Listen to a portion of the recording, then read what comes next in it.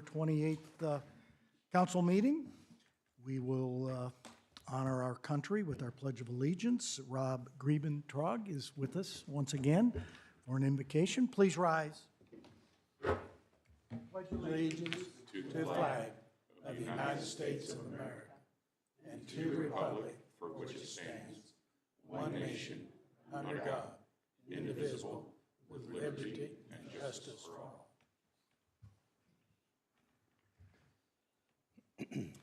Let's pray. Father, as we gather this evening ahead of this meeting, we bless your holy name. You do all things well. And Lord, as we look around this room, as we look around the city, we see your fingerprints intimately on the lives of many in our community, the lives around many of our community, throughout our city, and the structures built and being built, and the plans made and being made, and the things that are still coming to light yet in the days, weeks, months, and Lord willing, years to come. Lord, you are present and you are powerful, and your handprint is very, very present here in Westfield. We thank you for the wisdom that you've given our leaders, and we pray, Lord, that wisdom would be extended tonight again to Mayor Cook, to the council, to those presenting, to those making the decisions on what to be adopted, amended, or whatever else. Father, I pray, Lord, as the Prince of Peace in this season of Christmas coming up, Lord, that your peace that passes all understanding will guard each of our hearts and minds. And Lord, that would extend as well throughout to each man, woman, and child of our community. Lord, the spirit of anxiety, the spirit of fear, the spirit of depression, Lord, need to be bound and need to be silenced now in this season, in Jesus' name. And Holy Spirit, I ask that you would meet and draw close and draw near each person who is grieving, who is sad, who is lost, who is depressed, who is anxious. And Lord, that this season would become a season of freedom and joy for each person here in the Westfield area. Father, tonight as we speak and as we continue on, again, I pray, Lord, that the words of our mouths and meditations of our hearts would be or become pleasing to you if they're not there quite yet. And Lord, we invite you, your fingerprints, to be seen tonight again as we meet and discuss and decide on many things. Thank you for your presence and your power and your joy throughout the city of Westfield. In Jesus' name, amen. Thank you, Rob. Mr. Johns, would you care to run the meeting tonight? I will, Mayor Cook. Cindy Gassard, would you please note the presence of a quorum? Here.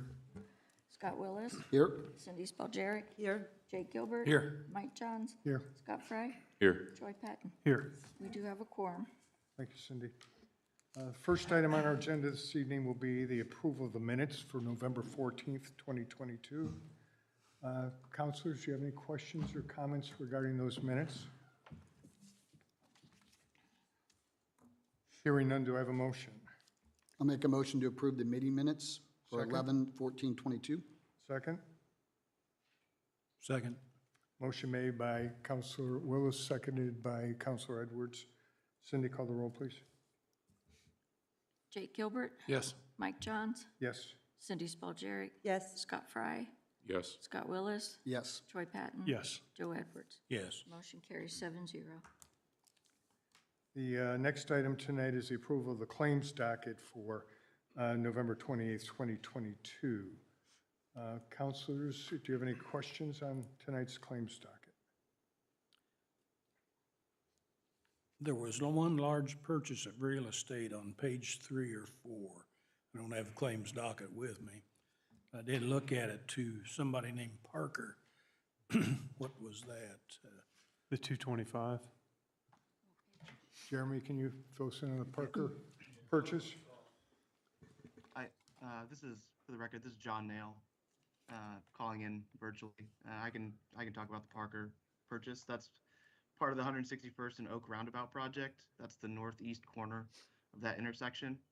And it was part of a settlement agreement that we reached with the Parkers to acquire that parcel as needed for the roundabout. Is that the area in the floodplain, Jonathan? No, the Parker parcel's on the northeast corner of 161st and Oak.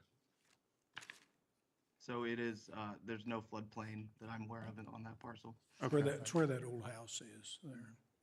Yep, there's an old yellow, it's a yellow house on the Yeah. corner. Okay. Okay, I know that house floods, that's why I don't even know if they live there anymore. That's what I was I don't wondering. think anybody lives there anymore. Yeah. Jeremy, I had one question on page 9, the road impact fees for Jersey Street. Looks like we have about $1.1 million there to moniker. Is it right? Jonathan? Yeah, that would be for the Mockler parcel. That was part of the Jersey Street acquisition. Mr. Mockler lives there on Cherry Street. That was a total acquisition of his property. And yeah, as we contemplated, that was paid for out of road impact fees for that Jersey Street project. Okay, thank you. Counselors, any other questions? Motion to approve. Do you have a second? Second? Motion made by Counselor Patton, seconded by Counselor Edwards. Cindy, call the roll, please. Cindy Spaljeric. Yes. Scott Willis. Yes. Joe Edwards. Yes. Jake Gilbert. Yes. Troy Patton. Yes. Mike Johns. Yes. Scott Fry. Yes. Motion carries 7-0. Okay, now we're entering that part of our agenda which deals with miscellaneous business presentations. Our first presentation tonight is an update of the streetscape project. And Kristen Berkman, could you introduce us to this project again? Reintroduce us? Good evening, Council. Kristen Berkman, 1924 West 161st Street, for the record. I'm delighted tonight to give an update on the streetscape project. And I'd like to just go back a little bit. We started this about a year ago, and this has really been a collaborative effort by a large group. And it's worked so well as so many ideas have been bounced back and forth and vetted to get to the design that you're going to see tonight. But just as a reminder, on this particular team, we've had the mayor, we've had 2 representatives from the council, 2 representatives from the APC. We've also had the developer that's heavily involved in the downtown, involved in this, city staff, the chamber, and the DWA. And so it's really been a fantastic group working together, and we're going to have Eric Lucas, who's the president of MKSK, come up in just a moment and show you all the wonderful designs. Before we get to that, I just wanted to talk a little bit about some of the thoughtfulness that have been put into these design elements.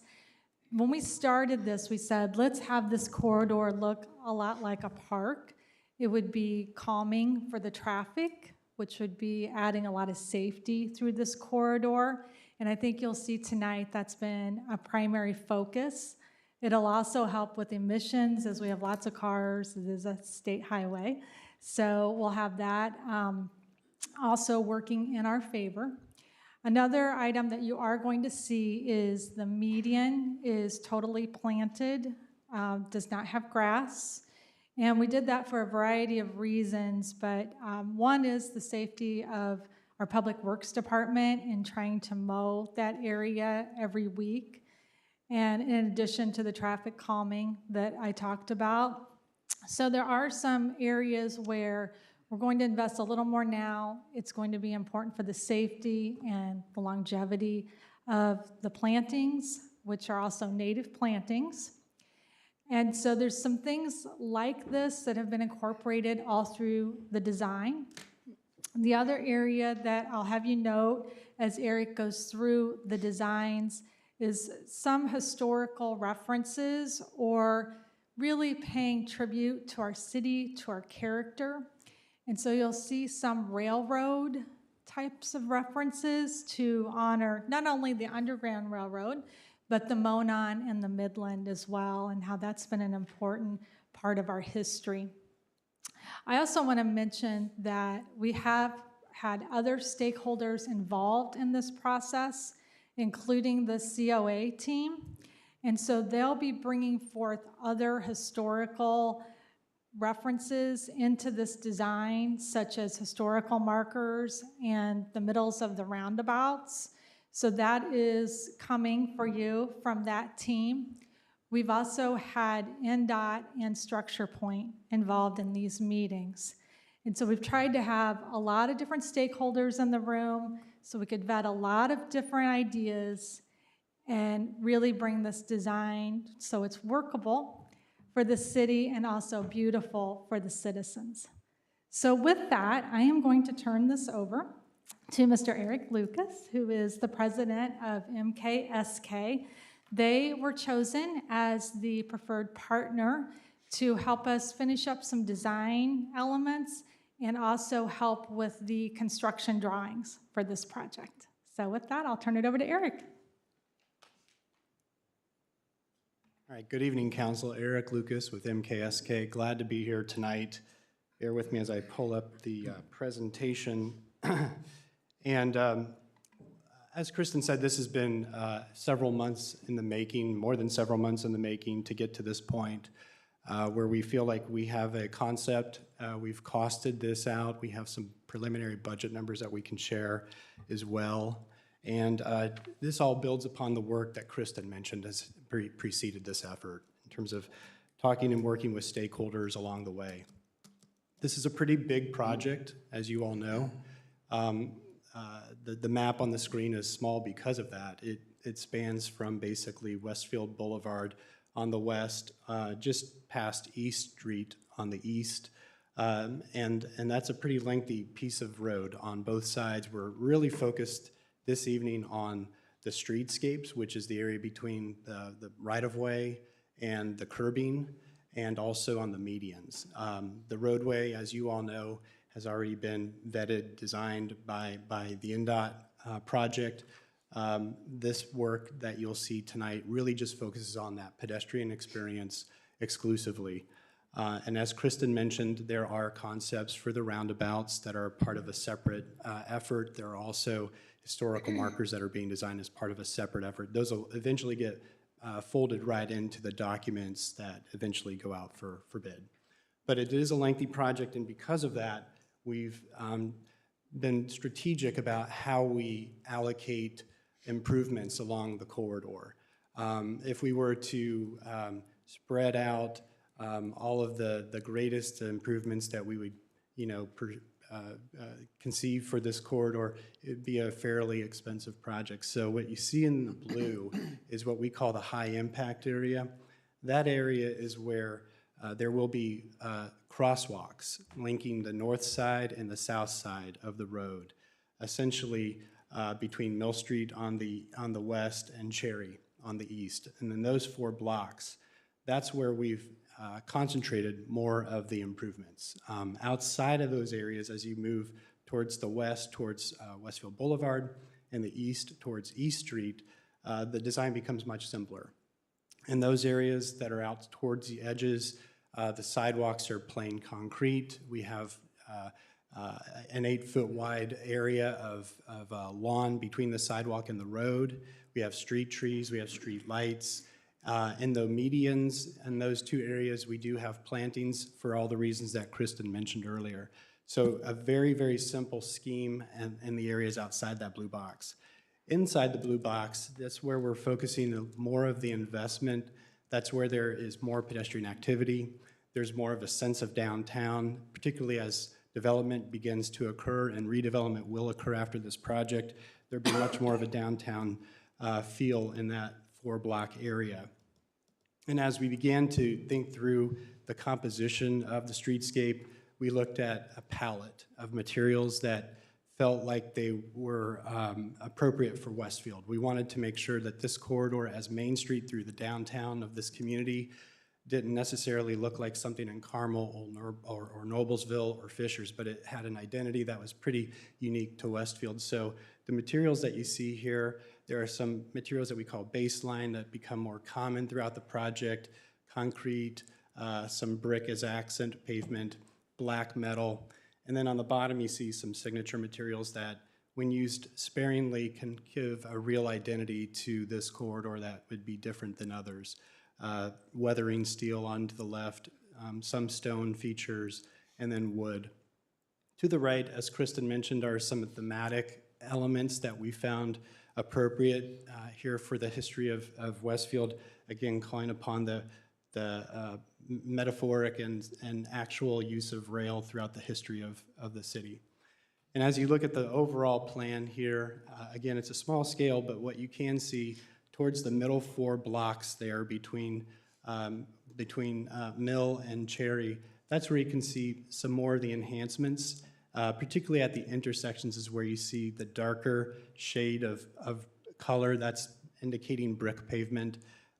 There are areas in between the intersections where the pavement becomes concrete, but in this area we show more of a concentration of brick that really kind of signifies where the crossings are across the road. You can see those crossings are indicated in the orangish colors here at each of those roads. Those are simply painted onto the surface of the road. They're not brick inlaid into the street for maintenance purposes. But you can see just as a visual where more of the investment is being proposed in the middle of this corridor. And it's very difficult to see, but in addition to where we've shown the enhanced pavement, this is also where we're showing in that core of the project things like benches and bike racks, trash receptacles, all the things that are necessary to support a downtown Main Street environment and future development, and even the development that exists there today. Most of those elements all occur within that 4-block area. We do have a unique condition on the north side of the corridor, just about a block east of Westfield Boulevard, extended all the way to Union, and that north side of the corridor, we don't have an 8-foot wide buffer between the roadway and the sidewalk. We have an 8-foot sidewalk total. So in that area, as opposed to all the other conditions where we have an 8-foot wide buffer, we're able to get planting in between the sidewalk and the road to really kind of separate the pedestrian from the 5 lanes of traffic. In that area on that north side, for that stretch, we don't have that 8-foot buffer. So in that zone, we're proposing the use of a standalone planter that will help to kind of create that buffer. It won't be the same 8-foot wide zone that you'll see on the south side or in other areas. But in that particular area, that is where we are showing something to still provide that separation from the traffic. We do show street trees not only in the median, but we also show street trees on both sidewalks, the north sidewalk and the south sidewalk. That's going to help to provide shade, calm traffic, provide a human scale to a very wide road.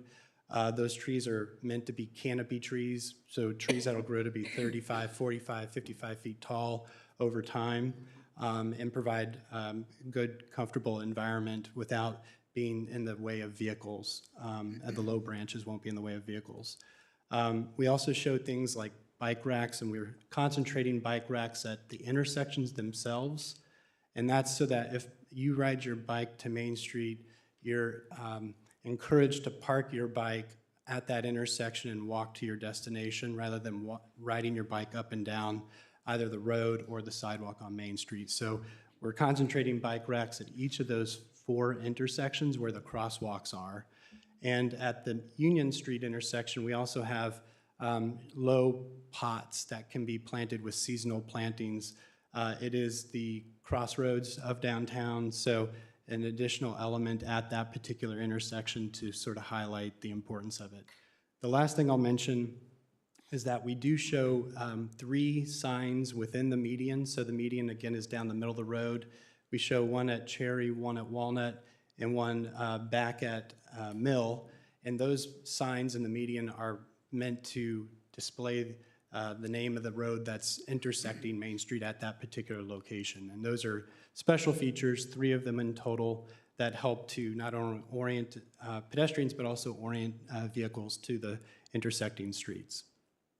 So as a visual, these are some of the elements that we've narrowed down with the help of the group and the stakeholders that Kristen mentioned for lighting in the roadway. We show this double-headed fixture in the median itself. And then on the sidewalks, we would have this lower scale pedestrian height fixture. Both of these could be both can accommodate banners that would announce events and seasonal things here in the community. And the pedestrian light would also be able to accommodate hanging baskets for seasonal displays of annuals and other plants. For the bench, you can see here some of the cues taken from the rail theme with the structure of the bench and the rhythm of the boards. These benches would be painted black metal down below and have that softer wood feel on the top.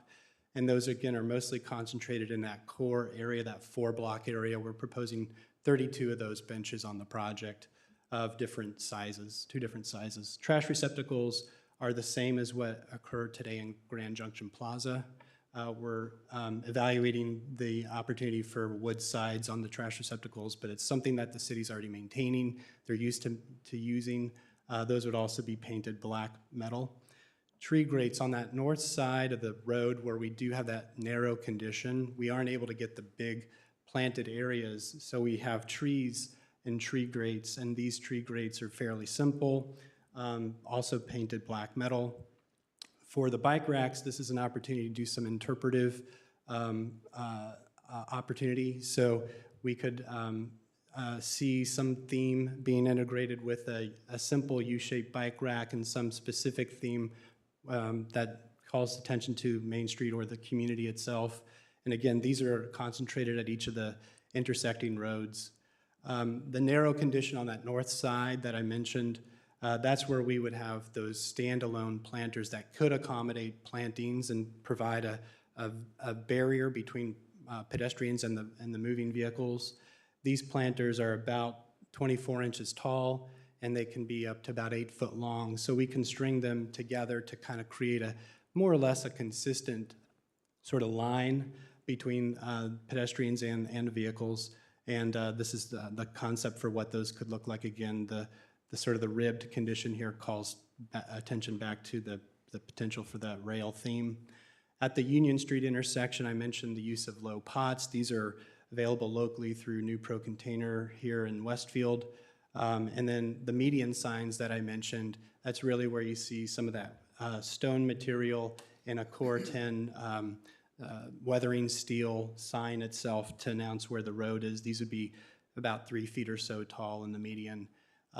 Both the median and the sidewalks would be, the buffer areas, the planted areas would be planted with, as Kristen mentioned, native plant material. Those could be shrubs and also perennials and ornamental grasses that would be about 3 feet, 2.5 to 3 feet tall in those areas and really provide a strong buffer between pedestrians. And here you can sort of see how all of that looks when you put it together. On the north, this is a cross section through Main Street, so you see 2 lanes of travel in each direction. You see the median in the middle, the sidewalk conditions on both sides. This particular section illustrates where we don't have that 8 foot wide buffer on the north side, so you can see that standalone planter there. And then the light poles with the hanging baskets and the banner arms.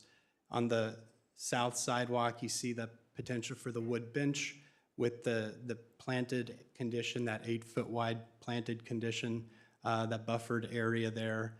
And then in the middle of the street, obviously here is the median condition, and that's where you see the planted zone and the median sign itself with the double-headed light fixture, street trees again on all 3 kind of components of the road. And then lastly, this is where we are able to get that planted buffer on the north side, so that condition looks very similar to the south side, where you get planting at the ground level in a bigger area that separates the pedestrians from the traffic. So with that, I'd be happy to take any questions. Actually, before that, I do want to mention we have priced out these improvements right now, and we're accommodating a couple of factors because we all know the market right now is fairly volatile, though it seems to be cooling a little bit. So we have a healthy contingency included in our construction estimate right now that would accommodate some unforeseens that always occur during the course of construction. We also have a second contingency for inflation on about 6 of the specialty kind of conditions in this project, where we think there could be some more volatility in the market between now and the time that the project goes out to bid. So we have two contingencies now, one at 10% and one at 15%. And taking that into account, the budget we've set for what you see here on the streetscape is about 4.5 million. That doesn't include, as I mentioned, the roundabout elements or the historic markers, but everything else that we talked about. And with that, I'll be happy to take questions. I have just a couple questions, and if we don't have them right now, that's fine. So, yeah, you know, some of those things that are on the drawing, and by the way, everything looks nice. I mean, I'm sure you guys did a good job on this. For the cost, I'm thinking like, you know, fixed versus temporary. Like some things are probably more fixed. I would think like the stone wall and the median, you know, versus, you know, a bench. So what I started thinking of, and just in my mind, is like, you know, depreciation on some of the things that we have. You know, what is our life of some of those items? And, you know, I mean, are we looking at like a 10-year turnover? And what is the, you know, so maybe 2 million of it would never depreciate, 2.5 million would depreciate, and over how long would that be? And I know this is a multiple part question. So, and then, you know, second of all, second is the annual maintenance on these things, because we're talking about planning, you know, annuals and et cetera. So obviously there's going to be maintenance involved. You know, what would that be per year? And then lastly, you know, one of the reasons we're doing this is to keep the traffic moving. And now we're talking about 4 crosswalks. And so that, in my mind, it kind of defeats the purpose. So I'm not sure how we take into account that also. So I'll probably defer to Jeremy on a couple of those questions. The crosswalks, those have, I believe, already been determined through another process. And also the ongoing maintenance. I know that the city's looking at that right now. As far as the other elements, I can tell you that planting on this project, which is normally you replace planting over time if it's not properly installed or it doesn't have the right conditions. We have, in this project budget, we have included high quality horticultural soils at the proper depth that would support longevity of plantings so that you're not out there constantly replacing. We also have included irrigation on the project that also would go to supporting longevity of planting so that you're not out there constantly. The planting on this project is pretty significant, as you can see, because we have these wide buffer areas. And so we're doing a lot to try to invest in the things that'll help support plant life over a long, long period of time. So I would think that those investments will actually help in that long-term depreciation question. The benches are made of a tropical hardwood. Kumaru is the species. We're also looking at more of a black locust. Both of those have 30+ year lifespans for the material themselves. They're naturally decay resistant. And so they don't require long-term maintenance from that respect either. You don't go out there and stain them or paint them. They naturally weather to a gray or a silver color. And so, and the inherent oils in that material are long-lasting and very, very durable, very hard to scratch and etch into. The other elements are your standard black steel painted materials that are usually these days come in a powder coat finish, which is a long-lasting finish as opposed to some of the older systems and painting techniques that preceded the powder coat technology. So those powder coat systems are usually 10, 15, 20-year sort of life cycles. And at that point, you're touching up, and you're not necessarily going out and repainting all of the things. You're touching up here and there where things might have been scratched or etched. So, sorry. Yeah. So do we have a number on that? Like, so land improvements are, you know, let's say average of 15 years or 10 years or irrigation, whatever. I mean, do we have a number on that, like annually? Like, is it, you know, 300,000, 500,000 in terms of like a depreciation number? So that way we know, hey, in 10 years, we're going to have to budget another, you know, $4 million or 20 years or whatever that number is. So we don't have Okay. we don't have the full budget put together. We have a lot of really good examples to where we can kind of extrapolate that information, and we'll do that for you. From my perspective, everything that we're putting in here, really inclusive of the benches, are 20+ years in life. As far as the maintenance of the medians and those plantings, those native plantings are cheaper to maintain than mowing grass every week. Not to mention safer, so that was one of the decisions. Plus, it's going to make it aesthetically more attractive than just a grass median. But we'll put together some of those O&M costs. Okay. But as far as replacing benches and poles and things like that, it's, unless someone knocks it down, it's Well, that's what I was just saying, 30 even plus like years. Carmel, you know, I mean, they have some of those, and if you've walked down there, I mean, they've had to replace benches, they've had to replace even artwork, because Yep. people paint them, they, you know, whatever. So I'm just trying to think in my mind what that annual cost is, Sure. you know, and how much of it's fixed versus kind of a variable. Yeah, we can pull that together, and actually some of what they're continuing to work on through the construction documentation will help inform some of that, and it'll also help inform what Yeah. the final cost is going to be as well. Okay.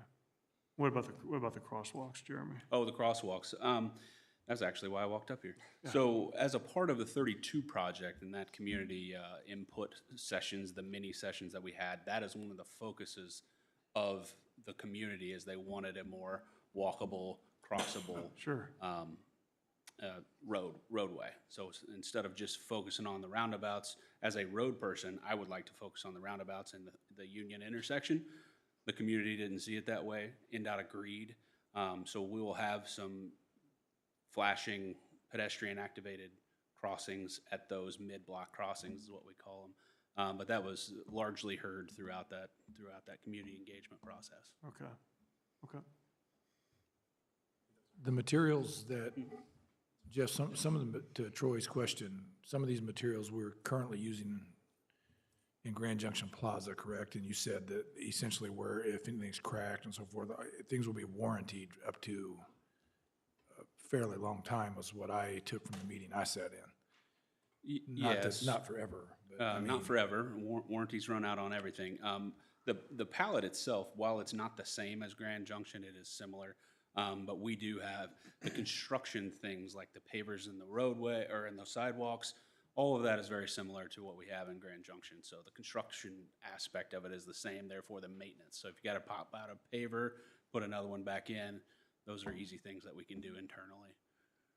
But everything has a life cycle. And in my mind, everything we're putting in here is between 20 and 30 years.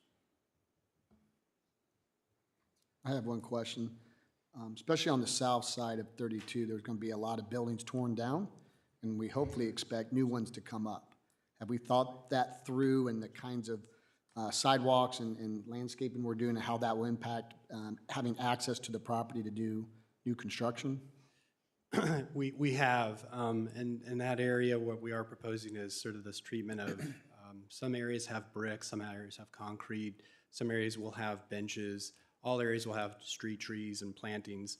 And so there could be the time where you might need to pull up a bench and stockpile it during a construction period like that. Otherwise, it depends on really how close up to the sidewalk that new construction occurs, and you know where that construction fence is going to rest between that new site and Main Street. It's hard to believe that there would be construction equipment in Main Street for the construction of a site south of the sidewalk there. Likely that construction staging would happen internal to that site. In other words, I don't foresee there being closed lanes on Main Street. So from that perspective, the sidewalk was likely inherently protected. Yeah, and just to add a little bit to that, so everything that you're seeing is within the NDOT right-of-way. So there's not going to be new development construction inside that right-of-way. They may have to do a utility connection or things like that, but that's another thing that was very thoughtfully considered through here is the utility ducts, and large reason why Structure Point was also a part of it. Plus, they've got to incorporate this into their drawings. But we've taken a lot of those things into consideration, but I don't foresee many, if any, closures in those pedestrian corridors. And certainly, I can't imagine NDOT approving closing lanes. Are there opportunities to not do pieces of that on the south side, and as developers get approval for a new building, we attach certain things to that and have them foot the bill on that? Like benches and other things? I mean, I know we want the sidewalk in, but some of those other things. So the way it traditionally works is if we're forcing them to do something in the right-of-way that is to our benefit, we end up paying for it then, and that was a big topic of conversation when we were going through. The general consensus was, let's get it done first and pay for it at today's cost or next year's cost, as opposed to reimbursing them either via impact fees or otherwise to improve these things later, and then you just have that ongoing construction in the corridor. Yeah, that So makes sense. we decided just to get it done. That makes sense. Thank you, appreciate it.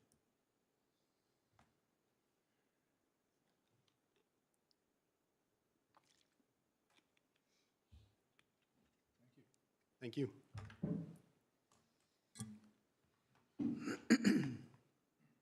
Thank you, Kristen.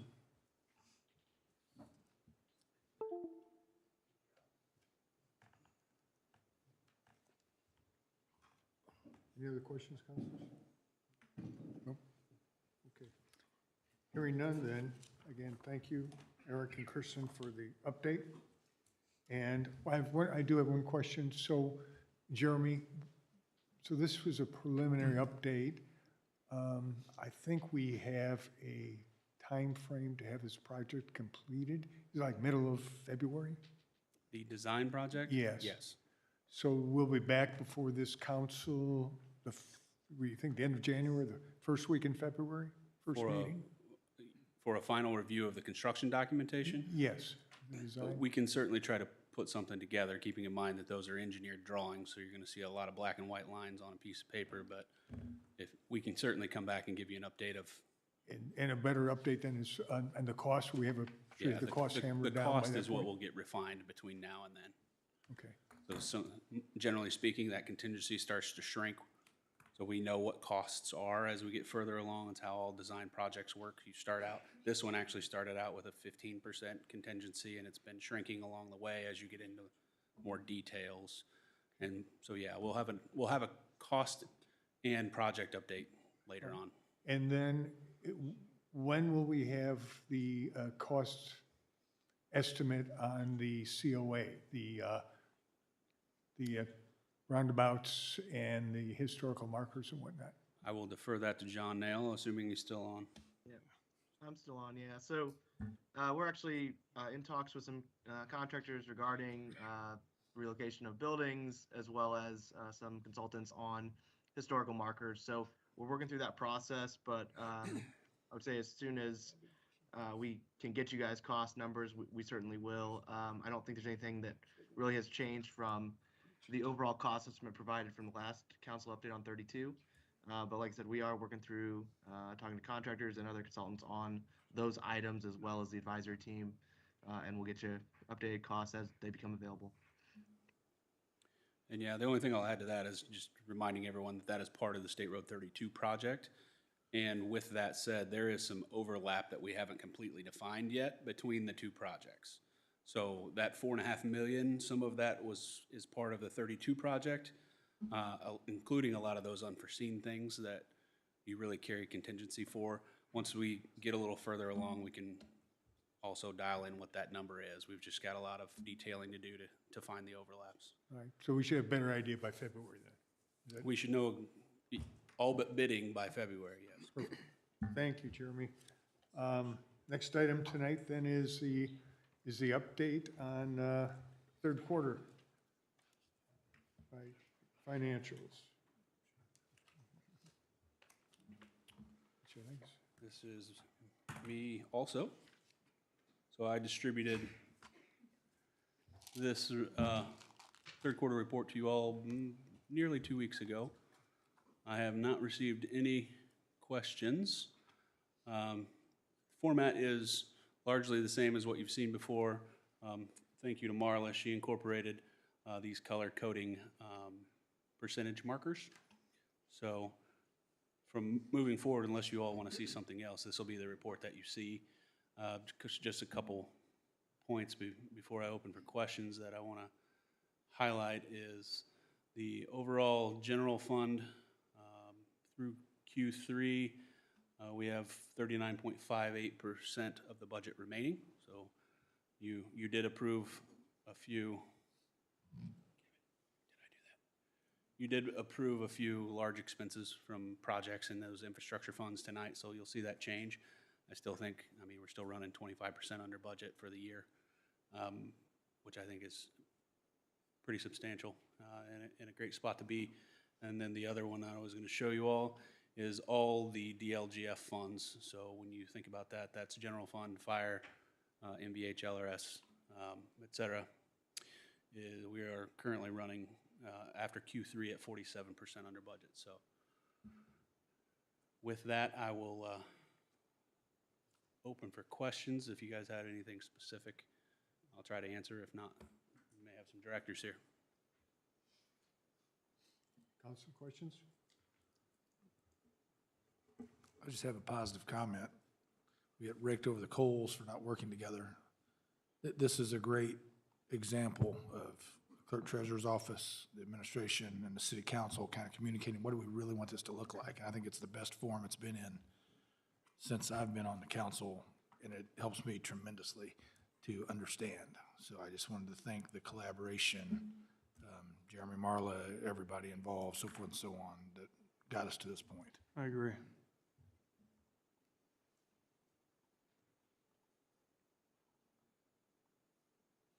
Okay. I just think probably, Jeremy, we probably don't have that many questions tonight because it's the third quarter, and probably would have more in the first and second quarter. But third quarter, we just got through the budget process, so I think everyone is pretty familiar with where we're at. So, but thank you, and it's great form. Appreciate it. Okay. Moving on then, our next item tonight will be old business. First item under old business, Resolution 22-119, the fiscal plan ordinance 22-42. It is for, up for adoption consideration this evening. And it's going to be presented by Lauren Gilliam. I believe it, Lauren, are you on? Yes. You are, there you I are, am. okay. So that, all right, so this is the annexation of two estate lots, is that right? That is correct. Thank you, I'll let you go. Yeah, if it's agreeable to the council, I'll be introducing both the fiscal plan and the ordinance in one, just for the essence of time. So, good evening. For the record, Lauren Gillingham with the Community Development Department. Item before you is a 100% voluntary annexation request in the associated fiscal plan for 785 and 787 West 193rd Street. The subject parcels are two estate-style lots with a combined total of roughly 10 acres. Generally located on the southeast corner of West 193rd and 6 Points Road and within the Spring Mill Trails PUD. Public hearing for this item was held at the October 10th meeting, and the ordinance is eligible for your adoption tonight. Petitioner is not present, but I'm happy to answer any questions you may have. Thanks. Thank you, Lauren. Councilors, any questions? Hearing none, do I have a motion on Resolution 22-119? I'll make a motion to approve Resolution 22-119. Have a second? Second. Motion made by Scott Willis to approve, seconded by Cindy Spaljeric. Cindy Gasser, would you call the roll, please? Troy Patton. Yes. Scott Fry. Yes. Mike Johns. Yes. Jake Gilbert. Yes. Cindy Spaljeric. Yes. Scott Willis. Yes. Joe Edwards. Yes. Motion carries 7-0. Okay, the next item is ordinance 2242, which is the associated ordinance annexing the same property at 785 and 787 West 193rd Street. I move to approve ordinance 22-42. We have a problem. I have a motion to approve by Scott Fry, seconded by Cindy Spaljeric. No question. I think we have a problem. I'm noticing in the one we just approved, that was Council District 2, they were going to be annexed into, and this ordinance says District 3. I'm sorry, I didn't catch that before. Is this the same one that we already had that problem with last time? I thought we did. Okay. I thought that it had been changed last time to reflect. Where does it say the first one is District 2? The second one says District 3. I didn't see District 2 in the first one. Where was that?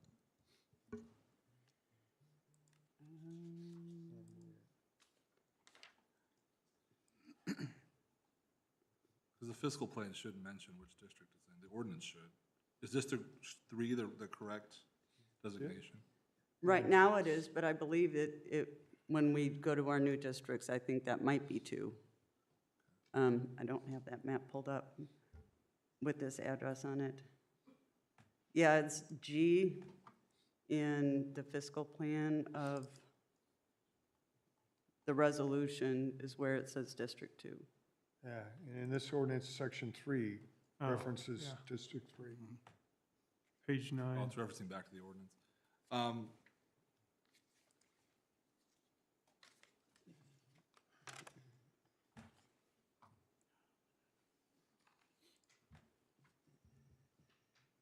Well, unless Kevin or somebody can confirm it now, what I recommend is that just hold it over, the adoption of the ordinance until the next You meeting. could do that, yeah, but. All the resolution did is the adoption of the fiscal plan, which Right. you haven't determined which district it is to be in. As I recall, we had held this over once already, Kevin, with the idea to get the districts in sync. Is that, did we not do that?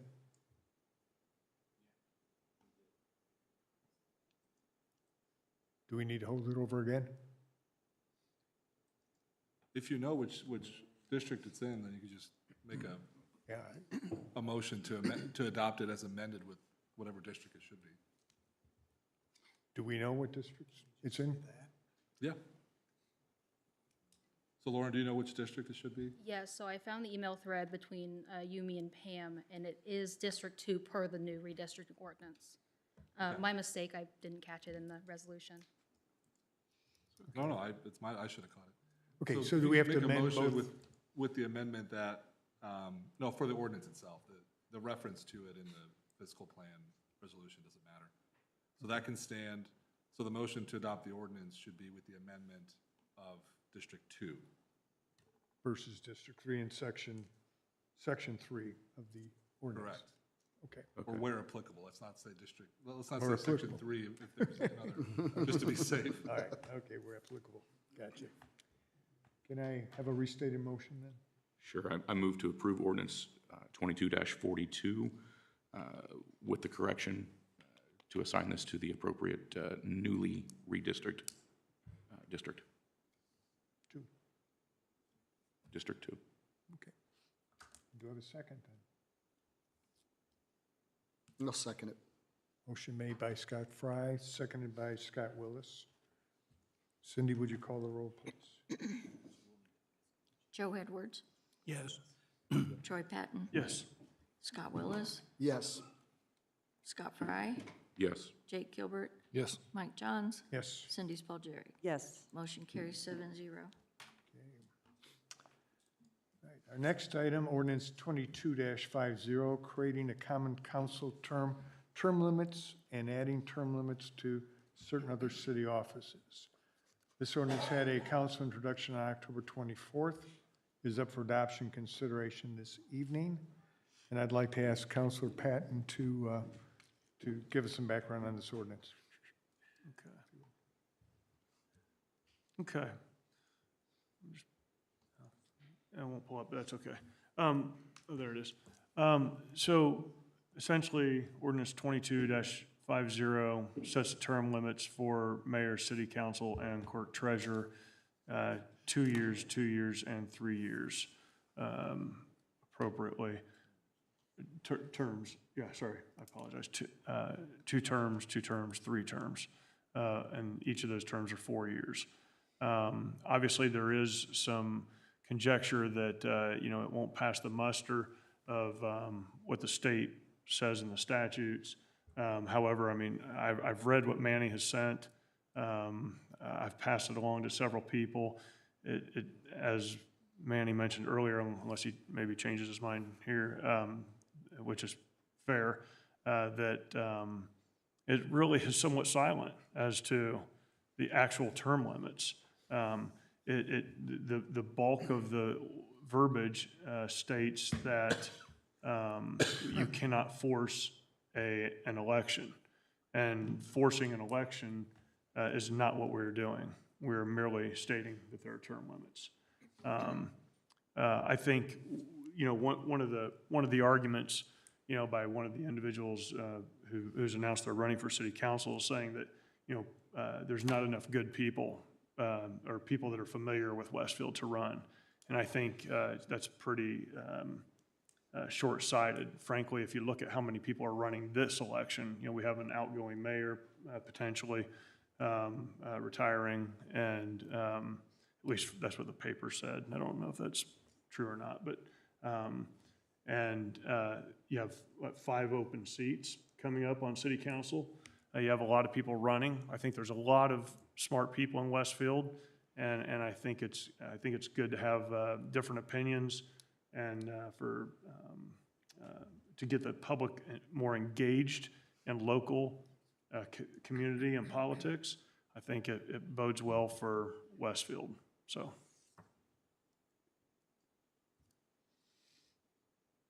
That's all I have. Any other comments, councilors? Just to be clear, what this is stating is that the limitation is 2 terms, with the exception of clerk treasurer, which is 3 terms, correct? Correct. So I'll weigh in on this. I've always been a fan of term limits. I think, I agree with Troy, there's plenty of people in Westfield that I think want to serve and can serve. My concern from day one has been the legality of us trying to pass an ordinance, and do we have the ability to do that at the local level? Based on, Manny, your comments of high probability we're going to get sued for this, and probably more importantly, when the State Board of Elections weighed in and said, 1, you can't do it, and 2, you will get sued. We've had 2 record years in Westfield of paying attorney fees. And I know I was involved, Troy, you were as well as other people on this council, of really holding the budget accountable to keeping those attorney fees down going into next year. And I just see this being full of landmines that we're going to have to navigate. And from a fiscal conservative standpoint, I don't think this is a good use of taxpayer dollars to fight something that we're being told by people who run the elections board that we can't do it. And because of that, I can't support it until I have a better feeling, or at least more confidence that we're not setting ourselves up for a lengthy lawsuit on this ordinance. So that's just my 2 cents. Good points. Hey, can I ask you a question? I mean, just have an open discussion. What if there's a group willing to support our term limits efforts across the state of Indiana, attorneys that are willing to fight that battle for us? On a pro bono basis. Can we, I don't even know if that's even legal or possible. I don't know. It's definitely legal. I mean, what was somebody like funding a defense of it? Well, or arguing on our behalf. Yeah, that'd be. From what I understand, it's not illegal. I mean, No, yeah, I mean, the city could. The city attorney has to approve all outside counsel hires, and the city could vote to hire specialists like we do in certain other instances to fight certain lawsuits. The difficulty with that is to go back to one of your points, Councilman, I don't disagree with you. There's nothing in the statutes that says anything about term limits. That's where I think part of the problem lies, because the home rule was mentioned here, and as you all know, I've shared my thoughts with you. I think it would be a problematic thing to adopt this, because under home rule, part of the consideration is if a state agency occupies an area like election law, like campaign finance and other issues, there has to be an express statutory grant for a local municipality to be able to take this kind of action, and that doesn't exist in the statutes. It's nowhere. And so, after obviously looking at this for a great while, it's a really, selfishly, it's an interesting issue, intellectually, because it's never been really addressed by a court. But therein lies the problem. I think this would not pass legal muster. I think the court would ultimately overturn it. I think ultimately it would be a significant enough issue that would make it to the Supreme Court, which obviously not only does it take attorneys' fees and everything associated with that, and costs and potentially experts, the other problem is it takes time away from governing, no matter who's at the helm. So for a lot of reasons, it's problematic. And part of the problem, as you mentioned, Counselor, as Councilor Willis mentioned, is that it's a hard question. It's not an easy question. If it was an easy question, yea or nay, this might be an easier decision, but it's not, because it's never really fully been addressed. The one issue that has been addressed, Councilor Patton mentioned, is referendum. Attorney General opinion from years ago mentioned or decided a referenda on whether there should be term limits was not legal. I think similarly that this would fall in that category, but that's up to you. You have, I think, all the information you need to make a call on it.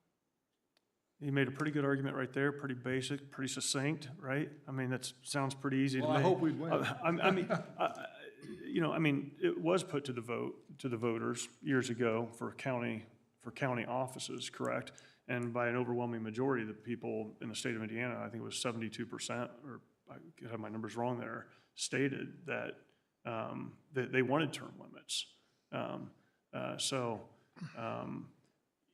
I've always said, you still have to do what's right in the face of other people doing wrong or wanting to do wrong. And I think this is the right thing. And I think it's the right thing for not only today, but 15 years, 20 years from now. Not only for the people that are sitting up here, but for the people who come after us, and maybe even for the state of Indiana. So. Appreciate A comment, if I, my points were, we met with Manny, Councilor Spoljaric and I came out of that meeting feeling, I guess, that you weren't swinging us one way or the other. I felt pretty neutral. I didn't come out of there feeling like there was no chance or this puts us in risk out of our meeting. So that was also my concern. In general, I'm in favor of term limits. I think, I expressed, I think 3 terms would maybe be better than 2, just for the time it takes to really get good at your craft, But in general, in our meeting, my number one concern was just the future legal cost if this goes down. But I guess, Manny, when we met, I walked out of there convinced otherwise, that if we, not that it won't get challenged, but that there is a leg to stand on, then we can choose if we fight it all the way to the Supreme Court or not. That's our choice. But that, I don't believe that should impede us from establishing it. I mean, the governor has term limits, there's other areas. So, I mean, I'm a yes, but I appreciate all the work and the individual meeting you gave me, and the emails and all the emails I got from the public and all those things. One of them suggested, hey, is this even legal? Have you vetted it? Yes. Mr. Herzog and I and Cindy, we met for like an hour. So I appreciate it. Thank you. No worries. Yeah, happy to. I'll never, side on any political issue. I think, so I'm glad you said you felt, walking out of there, you felt that it was a neutral position. Thank you. Of course, yeah, but I haven't said, and I won't say that it's a legal pursuit. I just think it's such a novel issue and a complicated issue that, yeah, of course we have a defense. I don't want to lay it out in case it gets adopted and we have to use it, but we do definitely have a defense. It's just such a novel issue that there's no case law to support it. It's not a clear-cut issue one way or another, but my opinion is that this is not viable. Ann, could you give us what's your opinion on this? Curious.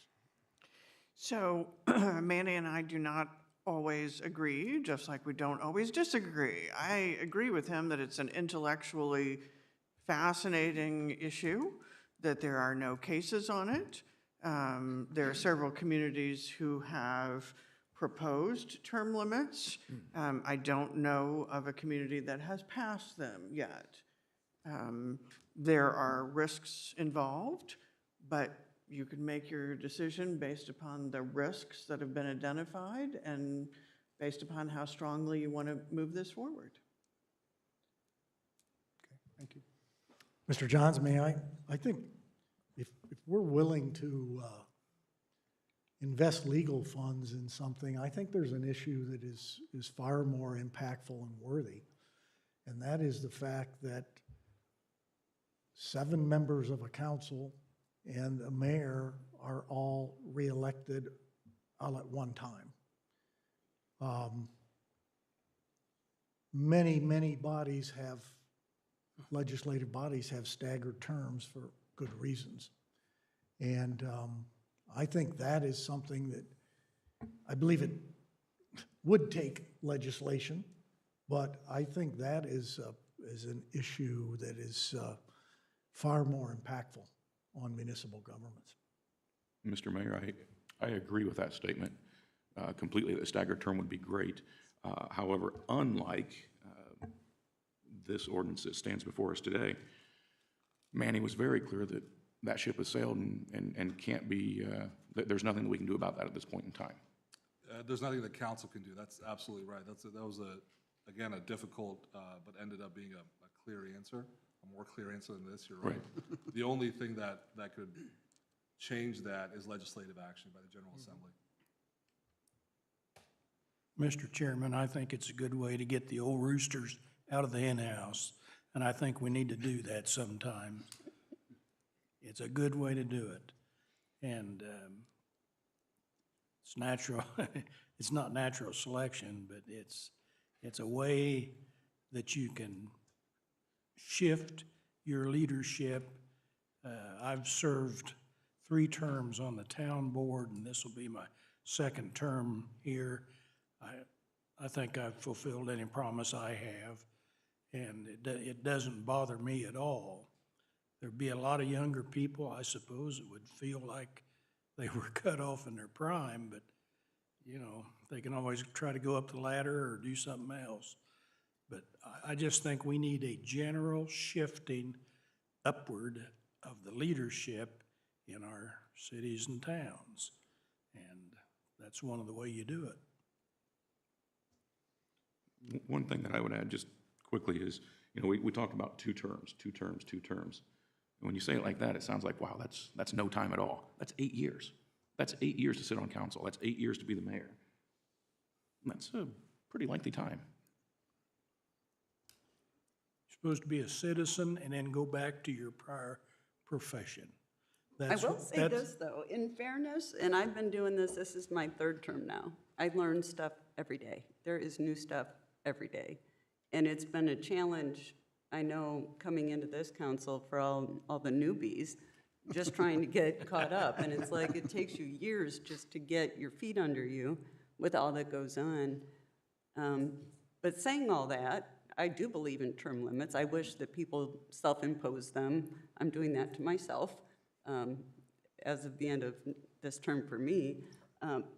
And I so support this, but the problem is I just have this sneaking suspicion that it's going to cost us a bunch of money and it's going to get taken away.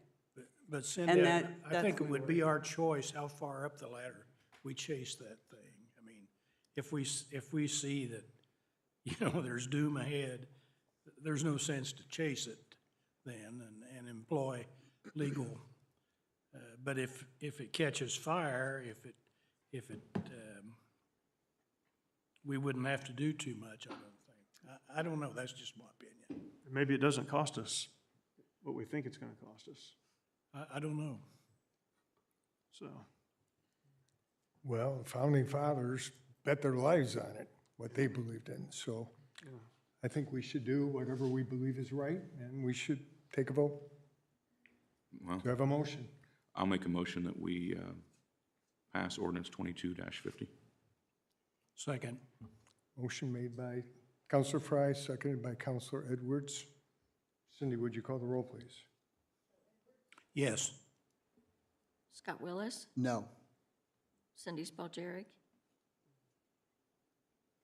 No. Jake Gilbert, Yes. Mike Johns, Yes. Scott Fry, Yes. Troy Patton. yes. Motion carries 5-2. Okay.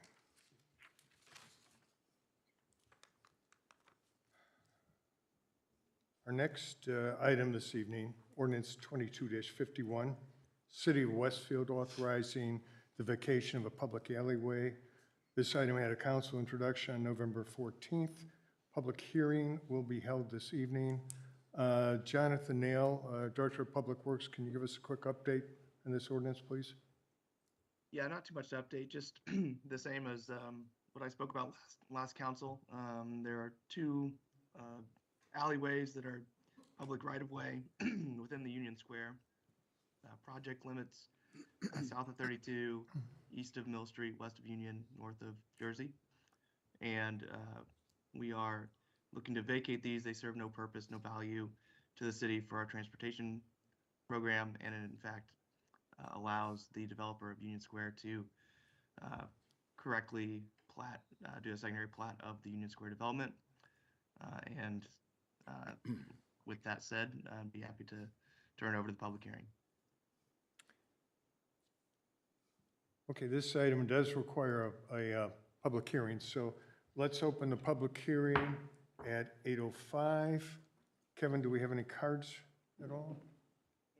No cards? Let's give it about 30 seconds or so. All right, we do have a, Linda Nass, 1122 East 161st Street. I don't know when these other alleys were vacated, but I have two questions. One, the original alleys in the city, some were 12 feet wide and some were 16 and a half feet wide, depending on whether they went north and south and east and west. I'm sorry I didn't bring that paper tonight to show you the original plat of that. And then when we vacate them, who owns the property? Because those alleyways have been platted by the city. No one owned them ever. They were alleyways established in the original plat. So I think you have to look into those distances and write this, if you're going to vacate them, write it up accurately, for sure. And I wish I had the document in hand. It's out in my car. But those can't all be 12 feet because it's based on which direction they go. I believe it's 16 and a half feet, and I'd like to know when when that other was vacated, because there was an alley that went all the way across from Mill Street to Union Street, and all the way north and south, and they continue into the other parcels in the original plat of the city. Okay? Those are my questions. Don't know if you have the answers. I can run to my car, or somebody can look it up. Okay. Thank you. Thank you.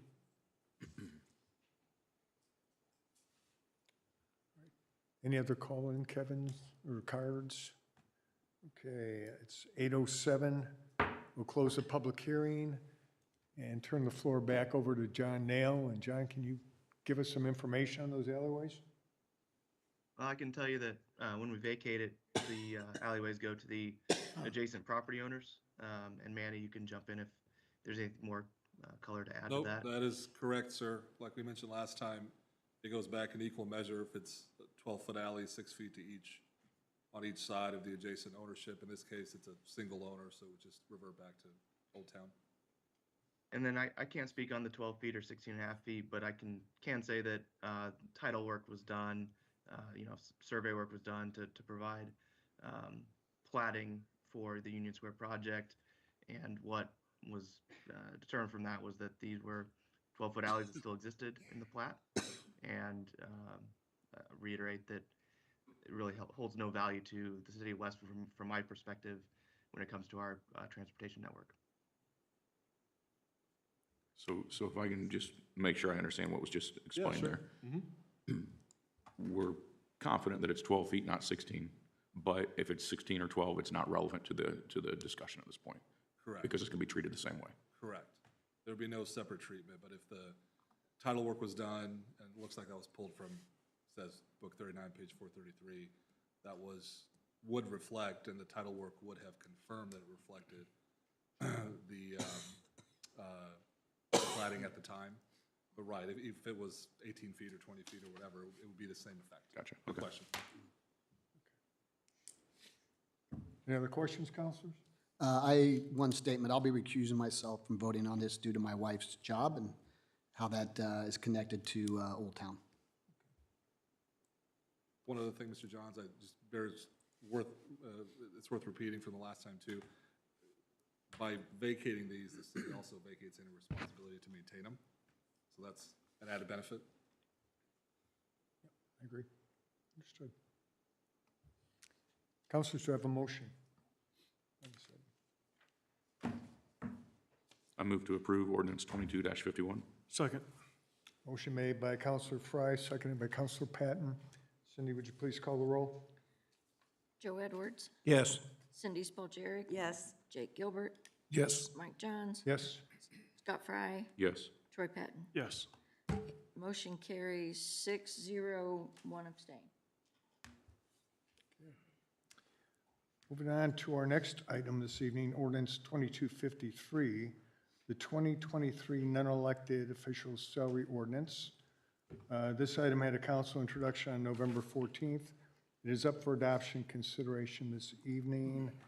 And Jeremy Lowers, can you update us on this?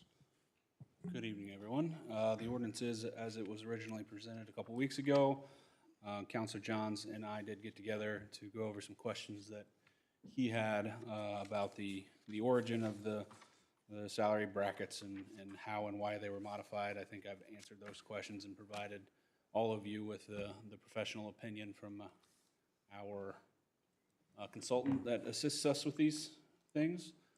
So with that, I will work to answer any questions you might have.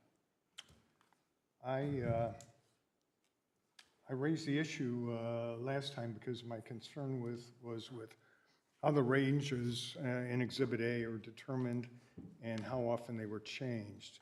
And Jeremy did provide the council this today with a memorandum from the Archer Company in which they stated that, and I quote, "We recommend adjusting pay ranges as the competitive job market ranges.